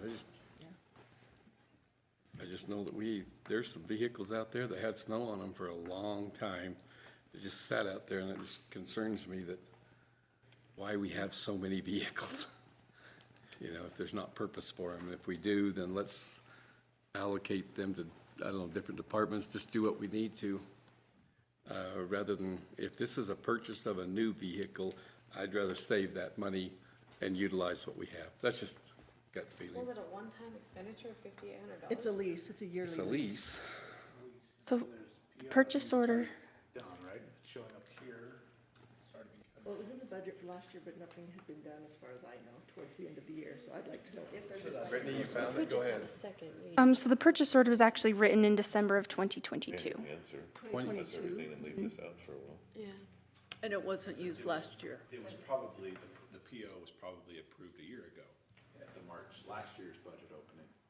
And so it was put in the 2023 budget, and And now then it's unspent. Rolling forward. Yeah, just kind of a, Because we cut it out before. Yeah, I thought we cut But it it's out an of the ongoing budget. expense that might not have been, should have been included then. Well, if there isn't a need for the other vehicle, then I would. Well, how long is it good to keep a vehicle? Like, at what point is it more cost productive to keep it and keep repairing it than to just get a new one? Like, that's why we need it. We need a fleet manager. We need someone paying attention to our cars. So I'm We not have saying. mentioned that many times, that we have such different processes of getting vehicles, so. I mean, can we approve the budget as it stands, leave 37 out till we get an answer? Yes. It can come through on the next budget opening if we have to. Okay, that gets the rest going, so. You want to say amend the main motion? And Are you okay with that, Carl? A friendly amendment? Yep, Yeah, well, is there a second? I amend the first motion to approve the budget excluding 37, leave it out till we get an answer till another budget opening. Is there a second on that amendment? Second it. We'll move second that we amend the main motion and strike out 37 until we get a more answer to maybe be pushed to the next budget hearing possibly. Any discussion on that? All in favor, say aye. Aye. Any opposed?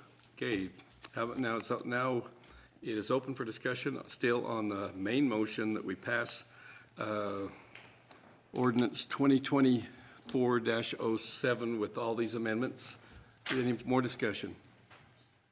Hearing none, we'll proceed to vote. All those in favor that we waive the rules and pass ordinance 2024-07 as amended, say aye. Aye. Any opposed? Motion passes. Thank you very much. Yes, how I heard about 10D? We've got, we have these holidays, these holidays that pop That's up. what I'm here for. Add some holidays, will you? Then I'll. We get paid holiday. Do that. You know what? In your heart, you do. The change is, and I'm sorry I didn't make this clear beforehand, there's just one change to our meeting schedule and meeting and holiday schedule. Meeting schedule staying the same.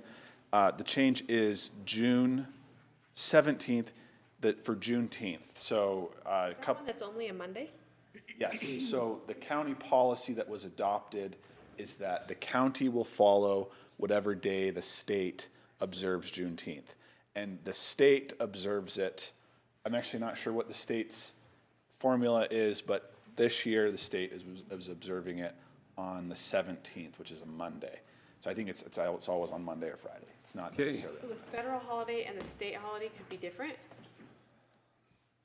I'm not sure what how the federal government defines Juneteenth, but the state Doesn't the federal stay on Monday too? Change any of our meetings. doesn't change any of our meetings, Yeah. just the holiday schedule. So there will be. Any other questions? I'd be happy to entertain a motion to change that holiday schedule. Second. Moved and seconded that we change that holiday schedule as explained by Micah. All those in favor say aye. Aye. Any opposed? Motion passes. Okay, It is on the 19th. Yeah, I would agree. that's, any, down there, UAC management, or the building conference, any changes to any of those? No. Health Days Parade, we've still got time that we can put our names on those next two. Is that okay if we just wait till, we won't take a minute? Let's go to council member reports. Mark, I saw you earlier this morning. We'll start with you. Yeah, even though it was, the meeting Chair just referenced was the Northern Utah Water Users Conference in conjunction also with the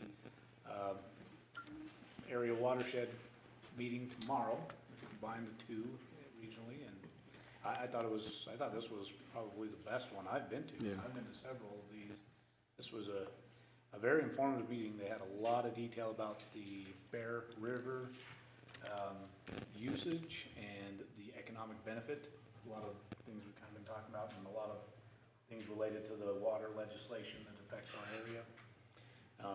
And the study that we actually contributed to. The study we partnered in funding to support the economic, or study the economic impact and benefit of the Bear River drainage area, and how that should then also be factored into the Great Salt Lake economic benefit and sustainability model, so they don't take, in short, so our water doesn't get taken away, causing economic harm to us, or benefiting the Greater Salt Lake.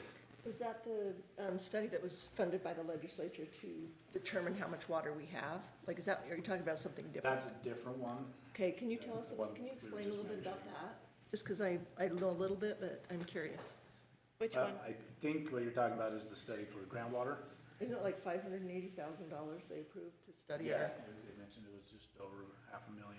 Yeah. And that's funding for the state water engineer to have all the resources to then study what groundwater we have in the Bear River drainage area, specifically in Cache County. Because we had requested that, so I was really glad they did that, so that when they make determinations about water, they at least know what we're talking. Well, and that was pushed through by our legislators. Yes, our delegation was instrumental. in Yes. pushing that through. I think, correct me if anyone else knows better, but I think there's an 18-month timeline on that they were, for them to have that done. But we'll see it in the future. The other thing I was just going to mention is the data that they presented. There's multiple presenters that talked about the Bear Lake and the functions and operations of Bear Lake, and so I can share in one of our emails. I'll just send it out to the group on some of the detail I think that would be relevant for us to just be aware of, or the parts I found fascinating.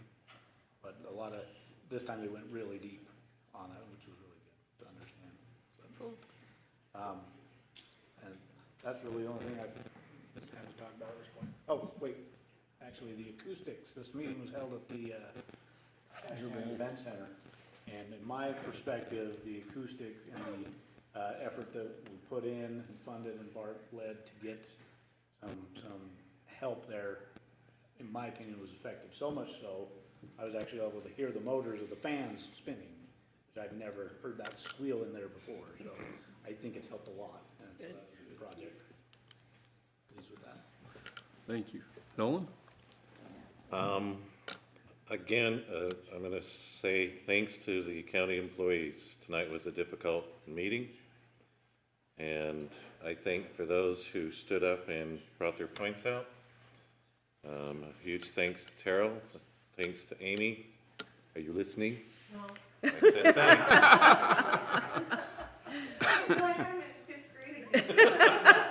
Sorry. I was always chatting.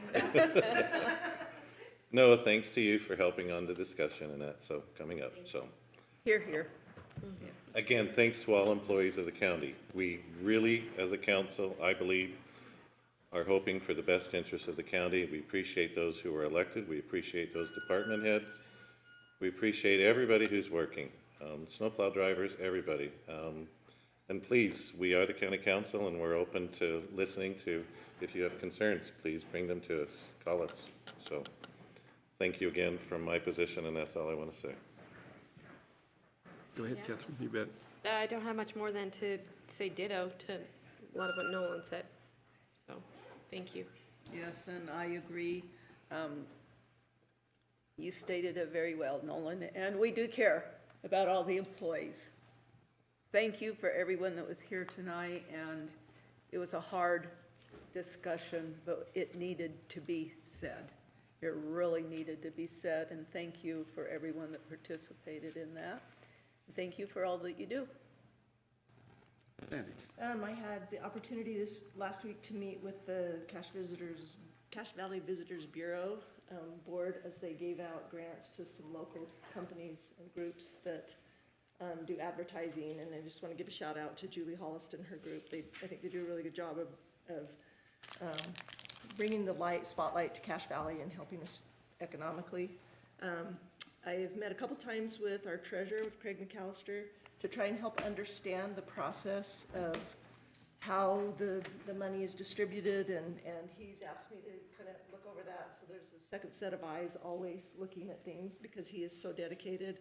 Just really want to give a shout out to Craig McAllister. We're so lucky to have him. He worked really hard. I second that. Yeah, he's doing an amazing job.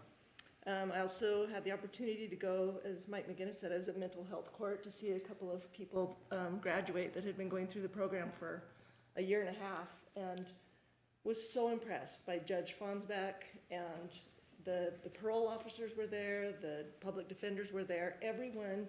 There was only 2 women that graduated this week, but the support they had was everyone knew their children, they knew their circumstances, they knew them by name. There was lots of hugs, lots of support, and I'm really grateful to live in Cache Valley, to where people care enough, instead of just punishing someone, to put together a program to help them.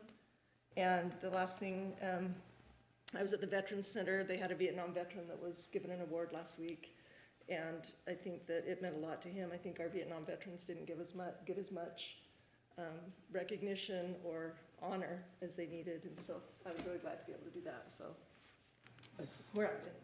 Carl.